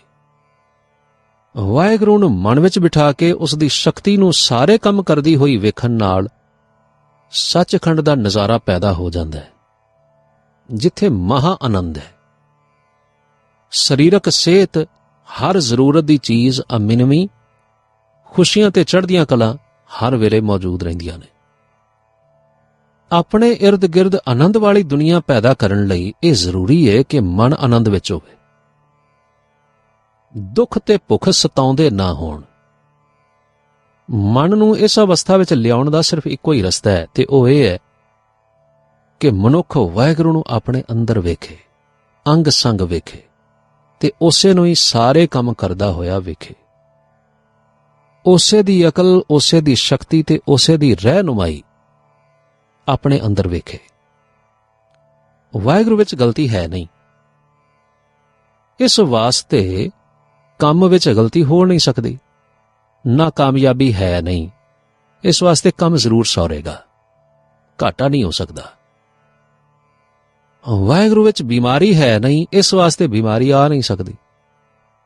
ਮਨ ਵਿੱਚ ਵਸਾਉਣ ਵਾਸਤੇ ਸ੍ਰੀ ਗੁਰੂ ਗ੍ਰੰਥ ਸਾਹਿਬ ਜੀ ਦਾ ਸਮਝ ਕੇ ਪਾਠ ਕਰਨਾ ਤੇ ਉੱਥੇ ਦੱਸੇ ਹੋਏ ਹੁਕਮਾਂ ਨੂੰ ਚੰਗੀ ਤਰ੍ਹਾਂ ਆਪਣੇ ਜੀਵਨ ਵਿੱਚ ਢਾਲਣਾ, ਪੂਰੀ ਤਰ੍ਹਾਂ ਪਾਲਣਾ ਕਰਨੀ ਜ਼ਰੂਰੀ ਹੈ। ਵਾਹਿਗੁਰੂ ਨੂੰ ਹਰ ਵੇਲੇ ਤੇ ਹਰ ਕੰਮ ਵਿੱਚ ਚੇਤੇ ਰੱਖਣਾ, ਇਹ ਗ੍ਰਸਥੀ ਦਾ ਸਿਮਰਨ ਹੈ, ਜਿਹਦੇ ਨਾਲ ਲੋਕ ਤੇ ਪਰਲੋਕ ਸੌਰ ਜਾਂਦੇ ਨੇ। ਪਾਪ। ਦੁਨੀਆ ਵਿੱਚ ਦੁੱਖਾਂ ਦਾ ਮੂਲ ਕਾਰਨ ਪਾਪ ਹੈ। ਪਾਪ ਸਰੀਰ ਉੱਤੇ ਬਿਮਾਰੀ ਦੀ ਸ਼ਕਲ ਵਿੱਚ ਪੈਦਾ ਹੁੰਦਾ ਹੈ ਜਾਂ ਆਮਦਨੀ ਦੇ ਘਾਟੇ ਦੀ ਸ਼ਕਲ ਵਿੱਚ। ਇਸ ਦਾ ਪਹਿਲਾ ਅਸਰ ਮਨ ਤੇ ਹੁੰਦਾ ਹੈ। ਮਨ ਅਸ਼ਾਂਤ ਹੋਣਾ ਸ਼ੁਰੂ ਹੋ ਜਾਂਦਾ ਹੈ। ਮਨ ਦੀ ਬੇਚੈਨੀ ਤੇ ਡਰ, ਫਿਰ ਬਿਮਾਰੀ, ਦੁੱਖ, ਘਾਟਾ ਅਤੇ ਹੋਰ ਅਨੇਕਾਂ ਮੁਸੀਬਤਾਂ ਦੀ ਸ਼ਕਲ ਵਿੱਚ ਪ੍ਰਗਟ ਹੁੰਦੇ ਨੇ। ਹਾਂ, ਕੌਮਾਂ ਦੇ ਪਾਪ ਇਕੱਠੇ ਹੋ ਕੇ ਲੜਾਈਆਂ, ਹੜ੍ਹ, ਭੁਚਾਲ ਜਾਂ ਹੋਰ ਭੈੜੀਆਂ ਤੇ ਡਰਾਉਣੀਆਂ ਸ਼ਕਲਾਂ ਲੈ ਆਉਂਦੇ ਨੇ। ਬਹੁਤ ਸਾਰੇ ਪਾਪ ਇਹੋ ਜਿਹੇ ਆਮ ਜੀਵਨ ਵਿੱਚ ਆ ਗਏ ਨੇ ਜਿਨ੍ਹਾਂ ਨੂੰ ਪਾਪ ਸਮਝਿਆ ਨਹੀਂ ਜਾਂਦਾ। ਕੰਮਕਾਰ ਦਾ ਜ਼ਰੂਰੀ ਹਿੱਸਾ ਸਮਝ ਕੇ ਪਾਪ ਨੂੰ ਪ੍ਰਵਾਨਗੀ ਦੇ ਦਿੱਤੀ ਜਾਂਦੀ ਹੈ। ਪਾਪ ਦੀ ਸੱਚੀ ਪਛਾਣ ਵਾਸਤੇ ਆਪਣੇ ਮਨ ਦੇ ਅੰਦਰ ਝਾਤੀ ਮਾਰ ਕੇ ਵੇਖੋ ਤੇ ਨਿੱਕੀ ਜਿਹੀ ਤੇ ਚੁੱਪ ਕੀਤੀ ਆਵਾਜ਼ ਨੂੰ ਪਛਾਣਨ ਦਾ ਯਤਨ ਕਰੋ। ਤੁਹਾਨੂੰ ਜਵਾਬ ਮਿਲ ਜਾਏਗਾ ਕਿ ਜੋ ਕੁਝ ਅਸੀਂ ਕਰਨ ਲੱਗੇ ਹਾਂ ਉਹ ਪਾਪ ਹੈ ਜਾਂ ਨਹੀਂ। ਸੱਚੇ ਦਿਲ ਨੂੰ ਸੱਚਾ ਜਵਾਬ ਜ਼ਰੂਰ ਆਉਂਦਾ ਹੈ। ਜੇ ਅਸੀਂ ਇਸ ਆਵਾਜ਼ ਦੀ ਪਰਵਾਹ ਨਾ ਕਰੀਏ ਤੇ ਆਪਣੀ ਮਨਮਾਨੀ ਕਰਦੇ ਰਹੀਏ, ਫਿਰ ਹੌਲੀ-ਹੌਲੀ ਇਹ ਆਵਾਜ਼ ਆਉਣੀ ਬੰਦ ਹੋ ਜਾਂਦੀ ਹੈ। ਪਾਪ ਦੀ ਸਜ਼ਾ ਜ਼ਰੂਰ ਮਿਲਣੀ ਹੈ। ਜੇ ਜਲਦੀ ਨਹੀਂ ਵੀ ਮਿਲੀ ਤਾਂ ਇਹ ਨਾ ਸਮਝੋ ਬਈ ਸਜ਼ਾ ਟਲ ਗਈ ਹੈ। ਇਹ ਅਟਲ ਹੈ, ਜ਼ਰੂਰ ਮਿਲੇਗੀ। ਜੇ ਇਹ ਪਤਾ ਨਹੀਂ ਕਿ ਕਿਸ ਸ਼ਕਲ ਵਿੱਚ ਮਿਲੇਗੀ। ਇੱਕ ਕਤਲ ਕਰਨ ਵਾਲੇ ਬੰਦੇ ਨੂੰ ਕਦੇ ਵੀ ਦੂਜੇ ਦਿਨ ਹੀ ਮੌਤ ਦੀ ਸਜ਼ਾ ਨਹੀਂ ਮਿਲ ਜਾਂਦੀ। ਸਾਲਾਂ ਬੱਧੀ ਮੁਕੱਦਮਾ ਚੱਲ ਕੇ ਫਿਰ ਉਸ ਲਈ ਇਹ ਸਜ਼ਾ ਆਉਂਦੀ ਹੈ। ਇਸ ਵਾਸਤੇ ਜੇ ਸਜ਼ਾ ਜਲਦੀ ਨਾ ਵੀ ਮਿਲੇ ਤਾਂ ਇਹ ਨਾ ਸਮਝੋ ਕਿ ਸਜ਼ਾ ਟਲ ਗਈ ਹੈ, ਸਗੋਂ ਜ਼ਰੂਰ ਮਿਲੇਗੀ। ਸਜ਼ਾ ਮਿਲਣ ਵਿੱਚ ਇੱਕ ਗੱਲ ਜ਼ਰੂਰੀ ਸਮਝਣ ਵਾਲੀ ਇਹ ਆ ਬਈ ਸਜ਼ਾ ਦੇਣ ਦਾ ਮਤਲਬ ਕੀ ਹੈ। ਕਿਸੇ ਬੰਦੇ ਨੂੰ ਜਦੋਂ ਚੋਰੀ ਕਰਨ ਦੇ ਨਤੀਜੇ ਵਜੋਂ 5 ਸਾਲ ਕੈਦ ਦੀ ਸਜ਼ਾ ਮਿਲਦੀ ਹੈ ਤਾਂ ਕੀ ਇਸ ਸਜ਼ਾ ਨਾਲ ਚੋਰੀ ਹੋਣ ਵਾਲਾ ਨੁਕਸਾਨ ਪੂਰਾ ਹੋ ਜਾਂਦਾ? ਜਾਂ ਸਰਕਾਰ ਨੂੰ ਇਸ ਨੂੰ 5 ਸਾਲ ਆਪਣੇ ਕੋਲ ਕੈਦ ਰੱਖਣ ਵਿੱਚ ਕੋਈ ਲਾਭ ਹੈ? ਬਿਲਕੁਲ ਨਹੀਂ। ਸਜ਼ਾ ਦਾ ਮਤਲਬ ਤਾਂ ਇਹ ਹੈ ਕਿ ਲੋਕਾਂ ਨੂੰ ਵੇਖ ਕੇ ਅੱਗੋਂ ਵਾਸਤੇ ਅਕਲ ਆਵੇ ਤੇ ਉਹ ਚੋਰੀ ਨਾ ਕਰਨ। ਇਹ ਵੀ ਕਿਸੇ ਹੱਦ ਤੱਕ ਠੀਕ ਹੈ ਕਿ ਚੋਰੀ ਦਾ ਨੁਕਸਾਨ ਕਰਵਾਉਣ ਵਾਲੇ ਮਨੁੱਖ ਦੀ ਜਲਨ ਥੋੜੀ ਦੇਰ ਲਈ ਠੰਡੀ ਹੋ ਜਾਏ। ਪਰ ਸਜ਼ਾ ਦਾ ਅਸਲੀ ਤੇ ਜ਼ਰੂਰੀ ਮਤਲਬ ਚੋਰੀ ਦੀ ਆਦਤ ਛੁਡਾਉਣ ਦਾ ਹੈ। ਕੈਦ ਦੀਆਂ ਤਕਲੀਫਾਂ, ਬੇਇੱਜ਼ਤੀ, ਪਿੱਛੇ ਬਾਲ ਬੱਚਿਆਂ ਦੀ ਪਾਲਣਾ ਦਾ ਫਿਕਰ ਮਨੁੱਖ ਨੂੰ ਅੱਗੋਂ ਵਾਸਤੇ ਸੁਧਰਨ ਵਿੱਚ ਬੜੀ ਮਦਦ ਕਰਦੇ ਨੇ। 5 ਸਾਲਾਂ ਦੀ ਸਜ਼ਾ ਭੁਗਤਣ ਮਗਰੋਂ ਜਦੋਂ ਕੋਈ ਆਜ਼ਾਦ ਹੋ ਜਾਂਦਾ ਹੈ ਤਾਂ ਸਰਕਾਰ ਵੱਲੋਂ ਉਸ ਦੇ ਕਸੂਰ ਦੀ ਸਜ਼ਾ ਖਤਮ ਹੋ ਜਾਂਦੀ ਹੈ। ਜੇ ਫਿਰ ਚੋਰੀ ਕਰੇਗਾ ਤਾਂ ਸਜ਼ਾ ਮਿਲੇਗੀ, ਨਹੀਂ ਤਾਂ ਨਹੀਂ ਮਿਲੇਗੀ। ਆਤਮ ਸਾਇੰਸ ਦੇ ਕਾਨੂੰਨ ਮੁਤਾਬਕ ਇਸ ਮਨੁੱਖ ਦੀ ਸਜ਼ਾ ਉਦੋਂ ਤੱਕ ਚੱਲਦੀ ਰਹੇਗੀ ਜਦੋਂ ਤੱਕ ਚੋਰੀ ਕਰਨ ਦੀ ਵਾਦੀ ਇਸ ਦੇ ਮਨੋਂ ਨਹੀਂ ਚਲੀ ਜਾਂਦੀ। ਜਦੋਂ ਪਛਤਾਪ ਨਾਲ ਦਿਲੋਂ ਪਾਪ ਦੀ ਮੈਲ ਧੋਤੀ ਜਾਏ ਤਾਂ ਸਜ਼ਾ ਭਾਵੇਂ ਭੁਗਤੀ ਹੋਵੇ ਜਾਂ ਨਾ, ਸਜ਼ਾ ਦੀ ਮੁਆਫੀ ਜ਼ਰੂਰ ਹੋ ਜਾਏਗੀ। ਜਦੋਂ ਤੱਕ ਪਾਪਾਂ ਦੀ ਮੈਲ ਦਿਲ ਵਿੱਚ ਰਹੇਗੀ ਨਾ, ਸਜ਼ਾ ਮਿਲਦੀ ਰਹੇਗੀ। ਭਾਵੇਂ ਪਹਿਲੋਂ ਸਜ਼ਾ ਭੁਗਤ ਵੀ ਲਈ ਹੋਵੇ। ਪਾਪਾਂ ਦੀ ਮੈਲ ਧੋਣ ਵਾਸਤੇ 2 ਤਰੀਕੇ ਨੇ, ਆਪਣੇ ਆਪ ਚੁਣ ਲਓ। ਇੱਕ ਤਾਂ ਪਾਪ ਕਰਕੇ ਤਕਲੀਫ ਪਾਉਣੀ ਤੇ ਤਕਲੀਫਾਂ ਨਾਲ ਫਿਰ ਪਾਪ ਕਰਨ ਤੋਂ ਡਰਦੇ ਰਹਿਣਾ। ਇਹ ਬੜਾ ਔਖਾ ਰਸਤਾ ਹੈ। ਪਾਪ ਦੀ ਸਜ਼ਾ ਤੇ ਬੰਦੇ ਦੇ ਪਾਸੇ ਤੋੜ ਦਿੰਦੀ ਹੈ ਤੇ ਬਦਨਾਮੀ ਵੱਖਰੀ ਹੁੰਦੀ ਹੈ। ਨਤੀਜਾ ਇਹ ਹੁੰਦਾ ਕਿ ਜਦੋਂ ਜ਼ਰਾ ਜਿਹਾ ਵੀ ਪਿਛਲੀ ਸਜ਼ਾ ਦਾ ਡਰ ਭੁੱਲਿਆ, ਫਿਰ ਪਾਪ ਜ਼ਰੂਰ ਹੋਵੇਗਾ। ਪਾਪ ਦੀ ਮੈਲ ਨੂੰ ਬਿਲਕੁਲ ਧੋਣ ਵਾਸਤੇ, ਇੱਜ਼ਤ ਨਾਲ ਤੇ ਸੌਖ ਨਾਲ ਸਜ਼ਾ ਦੀ ਮੁਆਫੀ ਲੈਣ ਵਾਸਤੇ ਸਿਰਫ ਇੱਕੋ ਰਸਤਾ ਹੈ ਜਿਹੜਾ ਬਾਰ-ਬਾਰ ਸ੍ਰੀ ਗੁਰੂ ਗ੍ਰੰਥ ਸਾਹਿਬ ਜੀ ਵਿੱਚ ਦੱਸਿਆ ਹੋਇਆ ਹੈ ਕਿ ਵਾਹਿਗੁਰੂ ਦੇ ਸਿਮਰਨ ਨਾਲ ਸਭ ਮੈਲ ਧੋਤੀ ਜਾਂਦੀ ਹੈ। ਹਰ ਕਿਸਮ ਦਾ ਪਾਪ ਨਸ਼ਟ ਹੋ ਜਾਂਦਾ ਹੈ। ਮਨ ਨੂੰ ਖੁਸ਼ੀ ਤੇ ਚੈਨ ਮਿਲਦਾ ਹੈ ਤੇ ਪਾਪ ਦੀਆਂ ਸਜ਼ਾਵਾਂ ਭਾਵ ਬਿਮਾਰੀ, ਥੋੜ, ਬੇਇੱਜ਼ਤੀ ਟਲ ਜਾਂਦੀਆਂ ਨੇ। ਮਨੁੱਖ ਦੇ ਅੰਦਰ ਕੋਈ ਮੈਲ ਹੀ ਨਹੀਂ ਰਹਿੰਦੀ ਤੇ ਨਾ ਉਸ ਨੂੰ ਧੋਣ ਵਾਸਤੇ ਸਜ਼ਾ ਦੀ ਲੋੜ ਰਹਿੰਦੀ ਹੈ। ਲੋਕ ਤੇ ਪਰਲੋਕ ਦੋਵੇਂ ਸੌਰ ਜਾਂਦੇ ਨੇ। ਸਿਮਰਨ ਦਾ ਨਾਮ ਸੁਣ ਕੇ ਹੋ ਸਕਦਾ ਸਾਨੂੰ ਲੱਗੇ ਬਈ ਇਹ ਤੇ ਬੜਾ ਲੰਮਾ ਤੇ ਔਖਾ ਰਸਤਾ ਹੈ। ਗੁਰਮੁਖੋ, ਇਸ ਨਾਲੋਂ ਆਨੰਦ ਤੇ ਖੁਸ਼ੀ ਦੇਣ ਵਾਲਾ ਤੇ ਸਭ ਇੱਛਾਵਾਂ ਪੂਰੀਆਂ ਕਰਨ ਵਾਲਾ ਹੋਰ ਕੋਈ ਰਸਤਾ ਹੈ ਹੀ ਨਹੀਂ। ਆਤਮ ਸਾਇੰਸ ਇਸ ਰਸਤੇ ਦੀ ਸ਼ੁਰੂਆਤ ਸਿਰਫ 2 ਲਾਈਨਾਂ ਵਿੱਚ ਮੁਕਾ ਦਿੰਦੀ ਹੈ। ਪਹਿਲੀ ਗੱਲ, ਵਾਹਿਗੁਰੂ ਸਰਵ ਵਿਆਪਕ ਹੈ, ਉਹ ਮਹਾ ਆਨੰਦ ਹੈ ਤੇ ਹਰ ਪਾਸੇ ਵਿਆਪਕ ਹੈ। ਤੇ ਦੂਸਰਾ, ਮਾਇਆ ਗੈਰ ਹਾਜ਼ਰ ਹੈ, ਇਸ ਲਈ ਮਾਇਆ ਦੀਆਂ ਸਭ ਭੈੜੀਆਂ ਸ਼ਕਲਾਂ ਉਹਦੇ ਨਾਲ ਹੀ ਖਤਮ ਹੋ ਜਾਂਦੀਆਂ ਨੇ। ਭਾਵ ਕਿ ਵਾਹਿਗੁਰੂ ਹਰ ਚੀਜ਼ ਵਿੱਚ ਤੇ ਹਰ ਥਾਂ ਤੇ ਮੌਜੂਦ ਹੈ ਤੇ ਉਸ ਨੂੰ ਮੌਜੂਦ ਵੇਖਣ ਨਾਲ ਸੁੱਖ ਤੇ ਆਨੰਦ ਮਿਲਦਾ ਹੈ। ਮਾਇਆ ਵਾਹਿਗੁਰੂ ਦੀ ਗੈਰ ਹਾਜ਼ਰੀ ਦਾ ਨਾਮ ਹੈ ਤੇ ਸਭ ਤਕਲੀਫਾਂ ਤੇ ਮੁਸੀਬਤਾਂ ਦਾ ਘਰ ਹੈ। ਵਾਹਿਗੁਰੂ ਦੀ ਹਾਜ਼ਰੀ ਵਿੱਚ ਨਾ ਮਾਇਆ ਦੀ ਹਾਜ਼ਰੀ ਮਿਟ ਜਾਂਦੀ ਹੈ, ਭਾਵ ਮਾਇਆ ਗੈਰ ਹਾਜ਼ਰ ਹੋ ਜਾਂਦੀ ਹੈ ਤੇ ਮਾਇਆ ਦੇ ਮਿਟਣ ਨਾਲ ਉਸ ਦੀਆਂ ਸਭ ਮੁਸੀਬਤਾਂ, ਬਿਮਾਰੀ, ਥੁੜ, ਪਾਪ, ਮੌਤ ਤੇ ਹਾਦਸੇ ਖਤਮ ਹੋ ਜਾਂਦੇ ਨੇ। ਹੁਣ ਆਓ ਜ਼ਰਾ ਇਸ ਨੂੰ ਵਰਤੋਂ ਵਿੱਚ ਲਿਆਉਣ ਦਾ ਤਰੀਕਾ ਸਮਝ ਲਈਏ। ਵਾਹਿਗੁਰੂ ਨੂੰ ਹਰ ਪਾਸੇ ਤੇ ਹਰ ਚੀਜ਼ ਵਿੱਚ ਵੇਖੋ, ਆਪਣੇ ਅੰਦਰ ਵੇਖੋ, ਉਸ ਨੂੰ ਆਪਣੀ ਅਕਲ, ਤਾਕਤ ਤੇ ਸੋਚ ਵਿੱਚ ਵੇਖੋ ਤੇ ਉਸ ਦੇ ਆਧਾਰ ਤੇ ਸਭ ਕੰਮ ਕਰੋ। ਜੇ ਕਿਸੇ ਵੀ ਸ਼ਕਲ ਵਿੱਚ ਮਾਇਆ ਨਜ਼ਰ ਆਵੇ ਤਾਂ ਇਸ ਨੂੰ ਬਿਲਕੁਲ ਬੇਕਾਰ ਸਮਝੋ, ਖਬਰਦਾਰ ਹੋ ਜਾਓ। ਅਸੀਂ ਵਾਹਿਗੁਰੂ ਨੂੰ ਗੈਰ ਹਾਜ਼ਰ ਵੇਖ ਰਹੇ ਹਾਂ ਜੇ ਮਾਇਆ ਨੂੰ ਹਾਜ਼ਰ ਵੇਖੀਏ। ਫੌਰਨ ਵਾਹਿਗੁਰੂ ਨੂੰ ਹਾਜ਼ਰ ਮਹਿਸੂਸ ਕਰੋ ਤਾਂ ਮਾਇਆ ਦਾ ਨਤੀਜਾ ਗੁੰਮ ਹੋ ਜਾਣਾ ਜ਼ਰੂਰੀ ਹੈ। ਮਾਇਆ ਤੋਂ ਬਿਲਕੁਲ ਨਾ ਡਰੋ, ਨਤੀਜਾ ਹਰ ਹਾਲ ਕਾਮਯਾਬੀ ਮਿਲੇਗੀ। ਜੇ ਨਾ ਹੋਵੇ ਤਾਂ ਸਮਝੋ ਹਾਲਾਂ ਵਾਹਿਗੁਰੂ ਨੂੰ ਹਾਜ਼ਰ ਵੇਖਣ ਦਾ ਪੂਰਾ ਢੰਗ ਨਹੀਂ ਆਇਆ। ਘਬਰਾਉਣਾ ਨਹੀਂ, ਅਭਿਆਸ ਹੋਰ ਕਰੋ, ਨਤੀਜਾ ਹਰ ਹਾਲ ਪੱਕਾ ਨਿਕਲੇਗਾ। ਵਾਹਿਗੁਰੂ ਨੂੰ ਹਰ ਵੇਲੇ ਆਪਣੇ ਕੋਲ ਮੌਜੂਦ ਵੇਖਣਾ ਤੇ ਮਾਇਆ ਨੂੰ ਆਪਣੇ ਤੋਂ ਦੂਰ ਵੇਖਣਾ ਸਿਮਰਨ ਦੀ ਬੜੀ ਸਾਫ਼, ਸਿੱਧੀ ਤੇ ਪੱਕੀ ਸੜਕ ਹੈ। ਅਭਿਆਸ ਜਾਰੀ ਰੱਖਣ ਨਾਲ ਸੱਚਖੰਡ ਦਾ ਨਜ਼ਾਰਾ ਹੌਲੀ-ਹੌਲੀ ਦਿਸਣ ਲੱਗ ਪੈਂਦਾ ਹੈ ਤੇ ਟਿਕਾਣੇ ਤੇ ਪਹੁੰਚਣ ਵਾਸਤੇ ਵਾਹਿਗੁਰੂ ਆਪ ਮਦਦ ਕਰਦਾ ਹੈ। ਭਰੋਸਾ।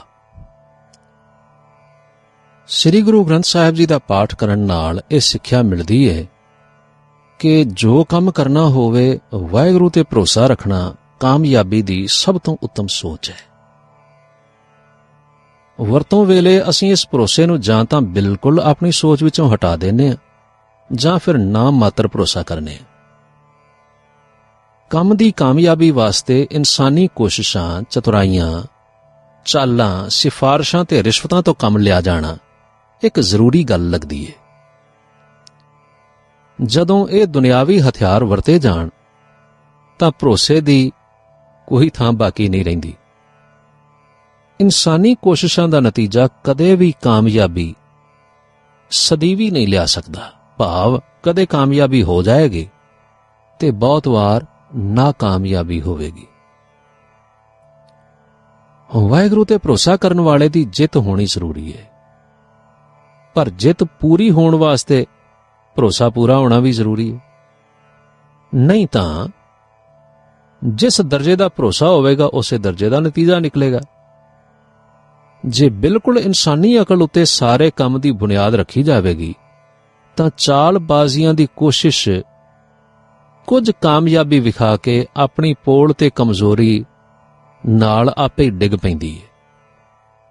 ਚੰਗੇ ਤੇ ਸ਼ੁਭ ਕਰਮਾਂ ਉੱਤੇ ਜੇ ਕਿਤੇ ਨੀਂਹ ਰੱਖੀ ਹੋਈ ਹੋਵੇ ਤਾਂ ਕੰਮ ਫਤਿਹ ਹੋਣ ਵਿੱਚ ਬੜੀ ਮਦਦ ਹੁੰਦੀ ਹੈ।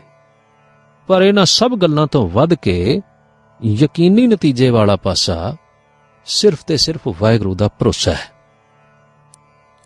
ਵਾਹਿਗੁਰੂ ਤੇ ਭਰੋਸਾ ਕਰਨ ਵਾਸਤੇ ਵਾਹਿਗੁਰੂ ਦੀ ਪਛਾਣ ਦਾ ਹੋਣਾ ਜ਼ਰੂਰੀ ਹੈ। ਜਦੋਂ ਤੱਕ ਨਿਸ਼ਚਾ ਨਾ ਹੋ ਜਾਏ ਕਿ ਦੁਨੀਆ ਵਿੱਚ ਇੱਕੋ ਸ਼ਕਤੀ ਵਾਹਿਗੁਰੂ ਦੀ ਹੀ ਕੰਮ ਕਰ ਰਹੀ ਹੈ, ਤੇ ਇਸ ਤੋਂ ਇਲਾਵਾ ਹੋਰ ਕੋਈ ਸ਼ਕਤੀ ਨਹੀਂ। ਇਹ ਸ਼ਕਤੀ ਪਿਤਾ ਤੇ ਮਾਤਾ ਦਾ ਪ੍ਰੇਮ ਹੀ ਪ੍ਰੇਮ ਹੈ, ਜਿਸ ਕੋਲੋਂ ਕਦੇ ਕੋਈ ਨੁਕਸਾਨ ਜਾਂ ਬੁਰਾਈ ਹੋ ਵੀ ਨਹੀਂ ਸਕਦੀ। ਮੈਂ ਬੱਚਾ ਹੋਣ ਕਰਕੇ ਵਾਹਿਗੁਰੂ ਕੋਲੋਂ ਬੇਅੰਤ ਦਾਤਾਂ ਦਾ ਹੱਕਦਾਰ ਹਾਂ। ਵਾਹਿਗੁਰੂ ਸਰਵ ਵਿਆਪਕ ਹੈ, ਮੇਰੇ ਕੋਲ ਤੇ ਮੇਰੇ ਅੰਦਰ ਹਰ ਵੇਲੇ ਮੌਜੂਦ ਹੈ। ਵਾਹਿਗੁਰੂ ਦੇ ਇਸ ਤਰ੍ਹਾਂ ਦੇ ਗੁਣਾਂ ਦੀ ਪਛਾਣ ਕਰਨੀ ਤੇ ਇਸ ਪਛਾਣ ਨੂੰ ਪੂਰੇ ਭਰੋਸੇ ਦੇ ਦਰਜੇ ਤੱਕ ਲੈ ਜਾਣ ਦਾ ਅਭਿਆਸ ਕਰਨਾ ਜ਼ਰੂਰੀ ਹੈ। ਸ੍ਰੀ ਗੁਰੂ ਗ੍ਰੰਥ ਸਾਹਿਬ ਜੀ ਦਾ ਧਿਆਨ ਨਾਲ ਪਾਠ ਕਰਨਾ ਪੂਰੀ ਸਮਝ ਦੇ ਦਿੰਦਾ ਹੈ, ਤੇ ਸਮਝ ਆਉਣ ਤੋਂ ਬਿਨਾਂ ਅਸਲੀ ਭਰੋਸਾ ਨਹੀਂ ਹੋ ਸਕਦਾ ਹੁੰਦਾ, ਤੇ ਭਰੋਸੇ ਤੋਂ ਬਿਨਾਂ ਫਤਿਹ ਨਹੀਂ ਹੁੰਦੀ। ਚੰਗੀਆਂ ਮੰਗਾਂ ਜ਼ਰੂਰ ਪੂਰੀਆਂ ਹੋ ਜਾਂਦੀਆਂ ਨੇ। ਆਓ ਇੱਕ ਸ਼ਬਦ ਪੜ੍ਹੀਏ ਜਿਸ ਤੋਂ ਪਤਾ ਲੱਗਦਾ ਹੈ ਕਿ ਸੱਚਾ ਭਰੋਸਾ ਕਦੋਂ ਪੈਦਾ ਹੁੰਦਾ ਹੈ। ਗੁਰੂ ਜੀ ਆਖਦੇ ਨੇ, ਜਿਉਂ ਭਾਵੈ ਤਿਉਂ ਰਾਖ ਰਾਖਣ ਹਾਰਿਆ, ਤੁਧ ਬਿਨ ਅਵਰ ਨ ਕੋਏ ਨਦਰ ਨਿਹਾਰਿਆ। ਭਾਵ ਆਪਣਾ ਆਪਾ ਵਾਹਿਗੁਰੂ ਦੇ ਸਪੁਰਦ ਤਦ ਕੀਤਾ ਹੈ ਜਦੋਂ ਆਪਣੇ ਨਿਸ਼ਚੇ ਵਿੱਚ ਉਸ ਨੂੰ ਮੈਂ ਰੱਖਣਹਾਰਾ ਮੰਨ ਲਿਆ, ਤੇ ਇਹ ਵੀ ਮੰਨ ਲਿਆ ਕਿ ਉਸ ਤੋਂ ਬਿਨਾਂ ਹੋਰ ਕੋਈ ਸ਼ਕਤੀ ਹੈ ਨਹੀਂ, ਤੇ ਉਹ ਸ਼ਕਤੀ ਸਿਰਫ ਤੇ ਸਿਰਫ ਮਿਹਰ ਹੈ, ਪ੍ਰੇਮ ਹੈ। ਇਮਤਿਹਾਨ। ਅਗਲੀ ਕਲਾਸ ਵਿੱਚ ਜਾਣ ਲਈ ਹਮੇਸ਼ਾ ਇਮਤਿਹਾਨ ਪਾਸ ਕਰਨਾ ਪੈਂਦਾ ਹੈ। ਵਾਹਿਗੁਰੂ ਦੇ ਪ੍ਰੇਮ ਵਿੱਚ ਵੀ ਉੱਚੇ ਜਾਣ ਲਈ ਇਮਤਿਹਾਨ ਜ਼ਰੂਰ ਲਿਆ ਜਾਂਦਾ ਹੈ, ਤੇ ਭਰੋਸੇ ਵਾਲੇ ਸਿੱਖ ਦੀ ਕਾਮਯਾਬੀ ਜ਼ਰੂਰ ਹੋ ਜਾਂਦੀ ਹੈ, ਕਿਉਂਕਿ ਵਾਹਿਗੁਰੂ ਉਸ ਦੇ ਹਰ ਵੇਲੇ ਅੰਗ ਸੰਗ ਹੋ ਕੇ ਇਮਤਿਹਾਨ ਪਾਸ ਕਰਵਾਉਂਦਾ ਹੈ। ਕਿਉਂਕਿ ਵਾਹਿਗੁਰੂ ਇਮਤਿਹਾਨ ਲੈਣ ਵਾਲਾ ਵੀ ਆਪ ਹੈ ਤੇ ਸੰਗੀ ਸਾਥੀ ਵੀ ਆਪ ਬਣਦਾ ਹੈ, ਜਿਸ ਕਰਕੇ ਇਮਤਿਹਾਨ ਦੇ ਪਾਸ ਹੋਣ ਵਿੱਚ ਕੋਈ ਸ਼ੱਕ ਨਹੀਂ ਰਹਿ ਜਾਂਦਾ। ਅੱਜ ਆਪਾਂ ਇੱਕ ਗੁਰਸਿੱਖ ਦੀ ਹੱਡ ਬੀਤੀ ਦਾ ਜ਼ਿਕਰ ਕਰਨ ਲੱਗੇ ਹਾਂ। ਵੇਖਣ ਵਾਲੀ ਗੱਲ ਇਹ ਆ ਕਿ ਇਸ ਦੁਨੀਆ ਵਿੱਚ ਮਾਇਆ ਕਿਸ ਤਰ੍ਹਾਂ ਭੁਲਾਉਂਦੀ ਹੈ, ਤੇ ਇਸ ਭੁਲੇਖੇ ਵਿੱਚੋਂ ਨਿਕਲਣ ਵਾਸਤੇ ਗੁਰੂ ਕੇ ਸਿੱਖ ਨੂੰ ਵਾਹਿਗੁਰੂ ਵੱਲੋਂ ਕੀ ਮਦਦ ਮਿਲਦੀ ਹੈ। ਇਹ ਗੁਰੂ ਕਾ ਸਿੱਖ ਕਈ ਸਾਲਾਂ ਤੋਂ ਵਾਹਿਗੁਰੂ ਦੇ ਚਰਨਾਂ ਵੱਲ ਧਿਆਨ ਰੱਖਦਾ ਸੀ, ਤੇ ਹੁਣ ਉਸ ਦਾ ਭਰੋਸਾ ਇੰਨਾ ਹੋ ਗਿਆ ਕਿ ਉਹ ਹਰ ਕੰਮ ਦਾ ਕਰਤਾ ਵਾਹਿਗੁਰੂ ਨੂੰ ਵੇਖਦਾ ਸੀ, ਅਤੇ ਆਪਣੀ ਹਉਮੈ ਨੂੰ ਖਤਮ ਕਰਨ ਦੀ ਕੋਸ਼ਿਸ਼ ਵਿੱਚ ਸੀ। 1947 ਦੀ ਗੜਬੜ ਵਿੱਚ ਇਹ ਸਿੱਖ ਪਾਕਿਸਤਾਨ ਤੋਂ ਪੰਜਾਬ ਵਾਲੇ ਪਾਸੇ ਆ ਗਿਆ। ਇਸ ਦੀ ਜ਼ਮੀਨ ਜਿਹੜੀ ਪਿਛਲੇ ਹਿੱਸੇ ਵਿੱਚ ਰਹਿ ਗਈ, ਪਾਕਿਸਤਾਨ ਵਿੱਚ ਰਹਿ ਗਈ, ਉਸ ਦੇ ਬਦਲੇ ਇਸ ਨੇ ਇੱਥੇ ਆ ਕੇ ਜ਼ਮੀਨ ਮੰਗੀ। ਸਰਕਾਰ ਦਾ ਹੁਕਮ ਹੋਇਆ, ਬਈ ਚੰਗੀਆਂ ਜ਼ਮੀਨਾਂ ਤੇ ਵੰਡੀਆਂ ਗਈਆਂ ਨੇ, ਤੂੰ ਦੇਰ ਨਾਲ ਆਇਆ, ਹੁਣ ਜਿਹੜੀ ਜ਼ਮੀਨ ਖਾਲੀ ਪਈ ਹੈ ਉਹਦੇ ਵਿੱਚੋਂ ਲੈ ਲੈ। ਖਾਲੀ ਤੇ ਖਰਾਬ ਜ਼ਮੀਨ ਲੈਣ ਲੱਗਿਆ ਇਸ ਦੇ ਮਨ ਵਿੱਚੋਂ ਆਵਾਜ਼ ਆਈ, ਇਹ ਜ਼ਮੀਨ ਤਾਂ ਘਾਟੇ ਦਾ ਸੌਦਾ ਹੈ, ਇਹਦੇ ਨਾਲੋਂ ਤਾਂ ਨਾ ਲਈ ਚੰਗੀ। ਜਦੋਂ ਇਹ ਹਾਲਾਂ ਸੋਚ ਹੀ ਰਿਹਾ ਸੀ ਤਾਂ ਇਸ ਦਾ ਇੱਕ ਸਾਥੀ ਜਿਹੜਾ ਕੋਲ ਹੀ ਬੈਠਾ ਸੀ, ਉਸਨੇ ਆਵਾਜ਼ ਦਿੱਤੀ, ਤੂੰ ਵਾਹਿਗੁਰੂ ਦੇ ਭਰੋਸੇ ਤੇ ਲੈ ਲੈ, ਸੋਚਦਾ ਕੀ ਪਿਆ? ਇਹ ਗੱਲ ਸੁਣਦਿਆਂ ਸਾਰ ਸਿੱਖ ਖੁਸ਼ ਹੋ ਗਿਆ। ਵਾਹਿਗੁਰੂ ਦਾ ਨਾਮ ਬੜਾ ਪਿਆਰਾ ਸੀ। ਸੁਣਦਿਆਂ ਸਾਰ ਸਭ ਚਿੰਤਾਵਾਂ ਖਤਮ ਹੋ ਗਈਆਂ, ਚਿਹਰੇ ਤੇ ਖੁਸ਼ੀ ਆ ਗਈ, ਦਿਲ ਖਿੜ ਗਿਆ ਤੇ ਆਖਣ ਲੱਗਾ, ਇਸ ਤੋਂ ਚੰਗਾ ਸਹਾਰਾ ਹੋਰ ਕਿਹੜਾ ਹੋ ਸਕਦਾ ਹੈ? ਇਹ ਮੇਰੇ ਸਾਥੀ ਦੀ ਆਵਾਜ਼ ਨਹੀਂ ਬਲਕਿ ਵਾਹਿਗੁਰੂ ਦੀ ਆਵਾਜ਼ ਹੈ। ਜ਼ਮੀਨ ਆਪੇ ਹੀ ਫਲ ਨਹੀਂ ਦਿੰਦੀ, ਉਸ ਵਿੱਚ ਵਾਹਿਗੁਰੂ ਦੀ ਸ਼ਕਤੀ ਹੀ ਫਲ ਪਾਉਂਦੀ ਹੈ। ਪਾਣੀ, ਖਾਦ, ਸੂਰਜ ਦੀ ਗਰਮੀ, ਚੰਗਾ ਬੀਜ ਤਾਂ ਹੀ ਚੰਗੀ ਫਸਲ ਪੈਦਾ ਕਰ ਸਕਦੇ ਨੇ ਜੇ ਇਹਨਾਂ ਵਿੱਚ ਵਾਹਿਗੁਰੂ ਦੀ ਸ਼ਕਤੀ ਪੂਰਾ ਕੰਮ ਕਰੇ। ਜੇ ਨਾ ਕਰੇ ਤਾਂ ਕੁਝ ਵੀ ਪੈਦਾ ਨਹੀਂ ਹੋ ਸਕਦਾ। ਵਾਹਿਗੁਰੂ ਦਾ ਨਾਮ ਮੇਰੇ ਅੱਗੇ ਆ ਗਿਆ ਹੈ, ਇਸ ਲਈ ਇਸ ਤੋਂ ਅੱਗੇ ਸ਼ੱਕ ਦੀ ਕੋਈ ਲੋੜ ਨਹੀਂ। ਇਹ ਸੋਚ ਮਨ ਵਿੱਚ ਕਰਕੇ ਸਿੱਖ ਨੇ ਖੁਸ਼ੀ-ਖੁਸ਼ੀ ਸਾਈਨ ਕਰਕੇ, ਦਸਖਤ ਕਰਕੇ ਜ਼ਮੀਨ ਲੈ ਲਈ ਅਤੇ ਇਹ ਸ਼ਬਦ ਬਾਰ-ਬਾਰ ਪੜ੍ਹਿਆ, ਆਪੇ ਧਰਤੀ ਆਪੇ ਹੈ ਰਾਹਕ, ਆਪ ਜਮਾਏ ਪੀਸਾਵੈ, ਆਪ ਪਕਾਵੈ, ਆਪ ਭਾਂਡੇ ਦੇ ਪਰੋਸੈ, ਆਪੇ ਹੀ ਬਹਿ ਖਾਵੈ। ਮੀਂਹ ਪੈ ਗਿਆ, ਫਸਲ ਬੀਜੀ ਗਈ, ਸਾਰੀ ਜ਼ਮੀਨ ਹਰੀ ਭਰੀ ਲਹਿਰਾਉਣ ਲੱਗ ਪਈ। ਸਿੱਖ ਬੜਾ ਖੁਸ਼ ਹੋਇਆ। ਸਾਰੀ ਫਸਲ ਵਿੱਚ ਵਾਹਿਗੁਰੂ ਨੂੰ ਹੀ ਵੇਖ ਰਿਹਾ, ਪਰ ਫਸਲ ਦੇ ਫਲ ਨੂੰ ਵੇਖ ਕੇ ਇੰਨਾ ਖੁਸ਼ ਨਹੀਂ ਜਿੰਨਾ ਵਾਹਿਗੁਰੂ ਦੇ ਨੂਰ ਨੂੰ ਫਸਲ ਵਿੱਚ ਵੇਖ ਕੇ ਖੁਸ਼ ਹੈ। ਵਾਹਿਗੁਰੂ ਨੂੰ ਹਰ ਪਾਸੇ ਹਾਜ਼ਰ ਨਾਜ਼ਰ ਵੇਖ ਕੇ ਮਨ ਨੂੰ ਸ਼ਾਂਤੀ ਤੇ ਆਨੰਦ ਆ ਰਿਹਾ। ਪਰ ਫਸਲ ਪੱਕਣ ਤੋਂ ਪਹਿਲਾਂ ਇੱਕ ਇਹੋ ਜਿਹੀ ਬਾਰਿਸ਼ ਆਈ ਜਿਸ ਨੇ ਫਸਲ ਤਬਾਹ ਕਰ ਦਿੱਤੀ। ਬਹੁਤ ਸਾਰਾ ਹਿੱਸਾ ਬਰਬਾਦ ਹੋ ਗਿਆ ਤੇ ਥੋੜਾ ਜਿਹਾ ਹਿੱਸਾ ਜਿਹੜਾ ਪਿੱਛੇ ਬਚਿਆ ਉਹ ਵੀ ਚੰਗੀ ਹਾਲਤ ਵਿੱਚ ਨਾ ਰਿਹਾ। ਫਸਲ ਵੇਚਣ ਤੋਂ ਬਾਅਦ ਬਹੁਤ ਥੋੜੀ ਆਮਦਨ ਹੋਈ ਤੇ ਨੁਕਸਾਨ ਹੀ ਨੁਕਸਾਨ ਪੱਲੇ ਪਿਆ। ਇੱਕ ਹਿੱਸਾ ਫਸਲ ਦਾ ਜਿਹੜਾ ਆੜ੍ਹਤੀਏ ਕੋਲ ਰੱਖਿਆ ਸੀ ਉਹ ਵੀ ਬੜੀ ਖਰਾਬ ਹਾਲਤ ਵਿੱਚ ਵਾਪਸ ਆ ਗਿਆ ਤੇ ਨੁਕਸਾਨ ਹੋਰ ਵੱਧ ਗਿਆ। ਇਸ ਹਾਲਤ ਵਿੱਚ ਵੀ ਇਹ ਸਿੱਖ ਵਾਹਿਗੁਰੂ ਤੇ ਪੂਰਾ ਭਰੋਸਾ ਰੱਖਣ ਦੀ ਕੋਸ਼ਿਸ਼ ਵਿੱਚ ਰਿਹਾ ਤੇ ਦਿਲ ਨਾ ਡੁਲਾਇਆ, ਪਰ ਫਿਰ ਵੀ ਨੁਕਸਾਨ ਤੇ ਹਰ ਵੇਲੇ ਸਾਹਮਣੇ ਸੀ ਨਾ। ਸਰਕਾਰੀ ਟੈਕਸ ਦੀ ਮੰਗ ਹਾਲਾਂ ਸਿਰ ਤੇ ਸੀ। ਇੱਕ ਦਿਨ ਆਪੇ ਨੇ ਖੇਤਾਂ ਵਿੱਚ ਵਗਦੇ ਖੂਹ ਤੇ ਬੈਠਾ ਸੀ ਬਈ ਨੁਕਸਾਨ ਦਾ ਨਕਸ਼ਾ ਇਹੋ ਜਿਹੀ ਕਾਲੀ ਸ਼ਕਲ ਲੈ ਕੇ ਆਇਆ ਕਿ ਸਿੱਖ ਦਾ ਹਿਰਦਾ ਅਫਸੋਸ ਦੀ ਹਾਲਤ ਵਿੱਚ ਆ ਗਿਆ, ਦੁਖੀ ਹੋਇਆ। ਮਾਇਆ ਜਿਹੜੀ ਹਰ ਵੇਲੇ ਵਾਹਿਗੁਰੂ ਨੂੰ ਭੁਲਾ ਕੇ ਮਨੁੱਖ ਨੂੰ ਧੋਖਾ ਦਿੰਦੀ ਹੈ ਤੇ ਉਸ ਨੂੰ ਵਾਹਿਗੁਰੂ ਨਾਲੋਂ ਹਮੇਸ਼ਾ ਦੂਰ ਰੱਖਣ ਦੀ ਕੋਸ਼ਿਸ਼ ਵਿੱਚ ਹੈ। ਸਿੱਖ ਨੂੰ ਦੁਖੀ ਵੇਖ ਕੇ ਝੱਟ ਉਸ ਦੇ ਕੋਲ ਖਿਆਲਾਂ ਦੀ ਸ਼ਕਲ ਵਿੱਚ ਆ ਗਈ ਤੇ ਆਖਣ ਲੱਗੀ ਨੁਕਸਾਨ ਤੇ ਸੱਚਮੁੱਚ ਹੋ ਗਿਆ। ਇਹ ਕਹਿ ਦੇਣਾ ਹੋਰ ਗੱਲ ਏ ਤੇ ਵਾਹਿਗੁਰੂ ਤੇ ਭਰੋਸਾ ਕਰਨ ਨਾਲ ਨੁਕਸਾਨ ਹੋਣਾ ਹੋ ਨਹੀਂ ਸਕਦਾ, ਪਰ ਨੁਕਸਾਨ ਤੇ ਹੋ ਗਿਆ ਨਾ। ਜੇ ਵਾਹਿਗੁਰੂ ਦੇ ਹੁੰਦਿਆਂ ਵੀ ਨੁਕਸਾਨ ਹੋਇਆ ਤੇ ਫਿਰ ਦੋ ਹੀ ਗੱਲਾਂ ਨੇ, ਜਾਂ ਤੇ ਵਾਹਿਗੁਰੂ ਹੈ ਨਹੀਂ, ਜਾਂ ਫਿਰ ਉਸ ਵਿੱਚ ਸ਼ਕਤੀ ਕੋਈ ਨਹੀਂ, ਤੇ ਜਾਂ ਫਿਰ ਤੈਨੂੰ ਵਾਹਿਗੁਰੂ ਤੇ ਭਰੋਸਾ ਕਰਨ ਦੀ ਜਾਚ ਨਹੀਂ ਆਈ। ਇੰਨੇ ਸਾਲਾਂ ਦੇ ਭਰੋਸੇ ਦਾ ਜੇ ਕੋਈ ਫਲ ਨਹੀਂ ਨਿਕਲਿਆ ਤਾਂ ਅੱਗੋਂ ਲਈ ਉਮੀਦ ਕਰਨੀ ਵੀ ਐਵੇਂ ਨਿਕੰਮੀਆਂ ਗੱਲਾਂ ਨੇ। ਨਾ ਕਿਸੇ ਨੇ ਵਾਹਿਗੁਰੂ ਨੂੰ ਵੇਖਿਆ ਤੇ ਨਾ ਤੈਨੂੰ ਕਦੇ ਦਿਸਿਆ। ਐਵੇਂ ਵਹਿਮਾਂ ਦੇ ਮਗਰ ਲੱਗ ਕੇ ਸਮਾਂ ਖਰਾਬ ਨਾ ਕਰ। ਇਹ ਕੇਵਲ ਖਿਆਲੀ ਪੁਲਾਅ ਨੇ ਜਿਹੜੇ ਸਾਨੂੰ ਛੱਡ ਦੇਣੇ ਚਾਹੀਦੇ ਨੇ ਤੇ ਦੁਨੀਆ ਵਿੱਚ ਦੁਨੀਆ ਦੇ ਅਸੂਲਾਂ ਮੁਤਾਬਕ ਕੰਮ ਕਰ। ਜਦੋਂ ਤੈਨੂੰ ਪਹਿਲਾਂ ਹੀ ਪਤਾ ਸੀ ਬਈ ਜ਼ਮੀਨ ਵਿੱਚੋਂ ਫਾਇਦਾ ਨਹੀਂ ਹੋ ਸਕਣਾ ਤਾਂ ਵਾਹਿਗੁਰੂ ਦੇ ਭਰੋਸੇ ਉੱਤੇ ਇਹੋ ਜਿਹਾ ਕੰਮ ਕਰਨ ਦਾ ਸਵਾਦ ਵੇਖ। ਇਹੋ ਜਿਹੇ ਘਬਰਾਹਟ ਵਾਲੇ ਖਿਆਲ ਇੰਨੇ ਹੀ ਇਕੱਠੇ ਹੋਏ ਬਈ ਉਹ ਸਿੱਖ ਉੱਥੇ ਬੈਠ ਨਾ ਸਕਿਆ ਤੇ ਘਬਰਾਹਟ ਵਿੱਚ ਉੱਠ ਕੇ ਘਰ ਨੂੰ ਤੁਰ ਪਿਆ। ਹਾਲਾਂ ਅੱਧੇ ਕੋ ਰਸਤੇ ਗਿਆ ਸੀ ਬਈ ਇੱਕਦਮ ਵਾਹਿਗੁਰੂ ਦੇ ਪ੍ਰੇਮ ਵਾਲੇ ਚੰਗੇ ਖਿਆਲਾਂ ਦੀ ਇੱਕ ਲਹਿਰ ਆਈ। ਹਨੇਰੇ ਵਾਲੇ ਖਿਆਲ ਦੂਰ ਹੋ ਗਏ ਤੇ ਸਗੋਂ ਚੰਗੇ ਖਿਆਲਾਂ ਦਾ, ਚੜ੍ਹਦੀ ਕਲਾ ਵਾਲੇ ਖਿਆਲਾਂ ਦਾ ਇੱਕ ਰੌ ਚੱਲ ਪਿਆ। ਖਿਆਲ ਇਹ ਸਨ, ਘਬਰਾ ਕਿਉਂ ਗਿਆ? ਦੁਨੀਆ ਕਿਤੇ ਖਤਮ ਹੋ ਗਈ ਹੈ? ਕਿਤੇ ਵਾਹਿਗੁਰੂ ਖਤਮ ਥੋੜਾ ਹੋ ਗਿਆ ਹੈ। ਇੰਨੇ ਸਾਲਾਂ ਦੇ ਤਜਰਬੇ ਦਾ ਭਰੋਸਾ ਡੋਲਦਾ ਪਿਆ।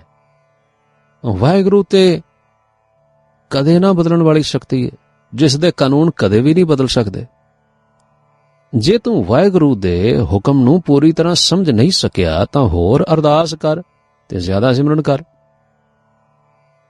ਪਿਛਲੀਆਂ ਅਣਗਿਣਤ ਕਾਮਯਾਬੀਆਂ ਨੂੰ ਯਾਦ ਕਰ। ਤੂੰ ਭੋਲਾ ਹੈ, ਇਹ ਤੇ ਤੇਰਾ ਇਮਤਿਹਾਨ ਸੀ। ਤੂੰ ਡੋਲ ਗਿਆ ਜਿਸ ਕਰਕੇ ਤੈਨੂੰ ਪੂਰੇ ਨੰਬਰ ਨਹੀਂ ਮਿਲ ਸਕੇ, ਪਰ ਵਾਹਿਗੁਰੂ ਪਿਤਾ ਦੇ ਪ੍ਰੇਮ ਨੇ ਤੈਨੂੰ ਪਾਸ ਕਰ ਦਿੱਤਾ ਹੈ ਤੇ ਅਗਲੀ ਜਮਾਤੇ ਚੜਾ ਦਿੱਤਾ ਹੈ। ਇਸ ਭਰੋਸੇ ਦੇ ਜਹਾਜ਼ ਵਿੱਚ ਚੜ੍ਹ ਤੇ ਇਹਦੇ ਵਿੱਚ ਚੜ੍ਹ ਕੇ ਸਾਰੀ ਦੁਨੀਆ ਵਿੱਚੋਂ ਲੰਘ। ਮਾਇਆ ਦੇ ਕਿੰਨੇ ਵੀ ਤੂਫਾਨ ਆਉਣ, ਇਹ ਤੇਰਾ ਕੁਝ ਨਹੀਂ ਵਿਗਾੜ ਸਕਦੇ। ਬਸ ਇਸ ਭਰੋਸੇ ਵਾਲੇ ਜਹਾਜ਼ ਤੋਂ ਉਤਰੀ ਨਾ, ਇਹ ਸੱਚਖੰਡ ਲੈ ਜਾਏਗਾ ਤੇ ਖੁਸ਼ ਰਵੇਂਗਾ।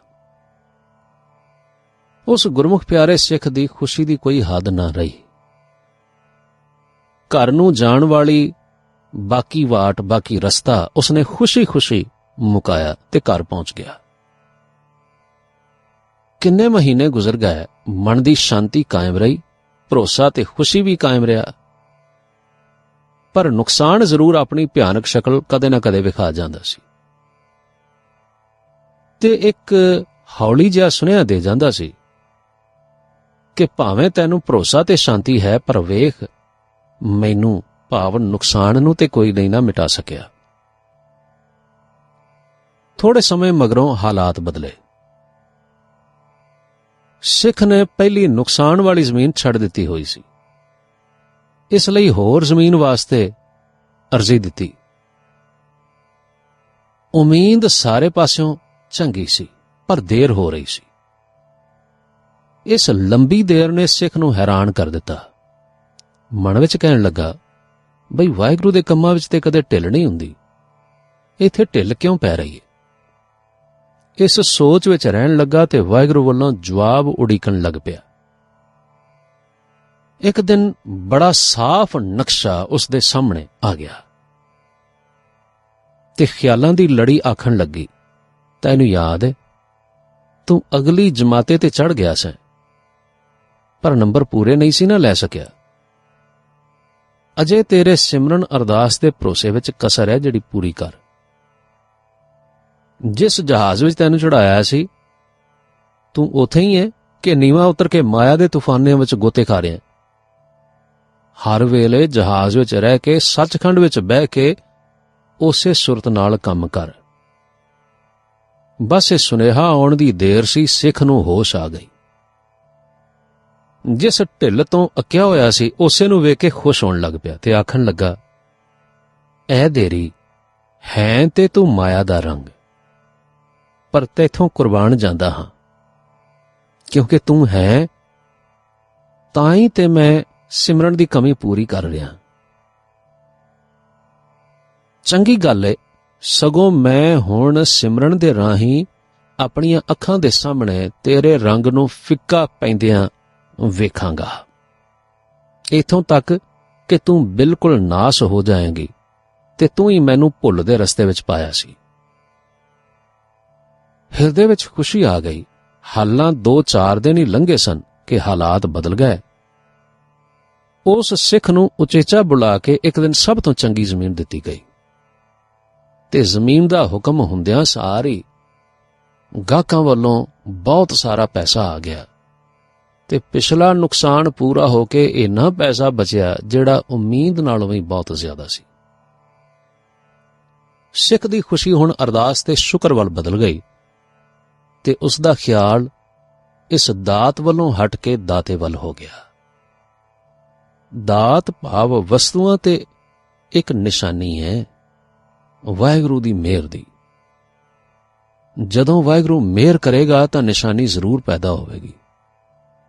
ਦਾਤਾਂ ਨੂੰ ਭੋਗਦਿਆਂ ਸ਼ੁਕਰੀਆ, ਪ੍ਰੇਮ ਤੇ ਧਿਆਨ ਦਾਤਾਰ ਵੱਲ ਜੁੜਨਾ ਹੀ ਸੱਚਾ ਅਸੂਲ ਹੈ। ਹੁਣ ਸਿੱਖ ਦਾ ਧਿਆਨ ਦਾਤ ਵੱਲੋਂ ਹਟ ਕੇ ਦਾਤਾਰ ਵੱਲ ਹੋ ਗਿਆ ਤੇ ਉਸ ਦੇ ਸਿਮਰਨ ਵਿੱਚ ਹੋਰ ਪਕਿਆਈ ਹੋ ਗਈ ਤੇ ਸੁਰਤੀ ਜੁੜ ਗਈ।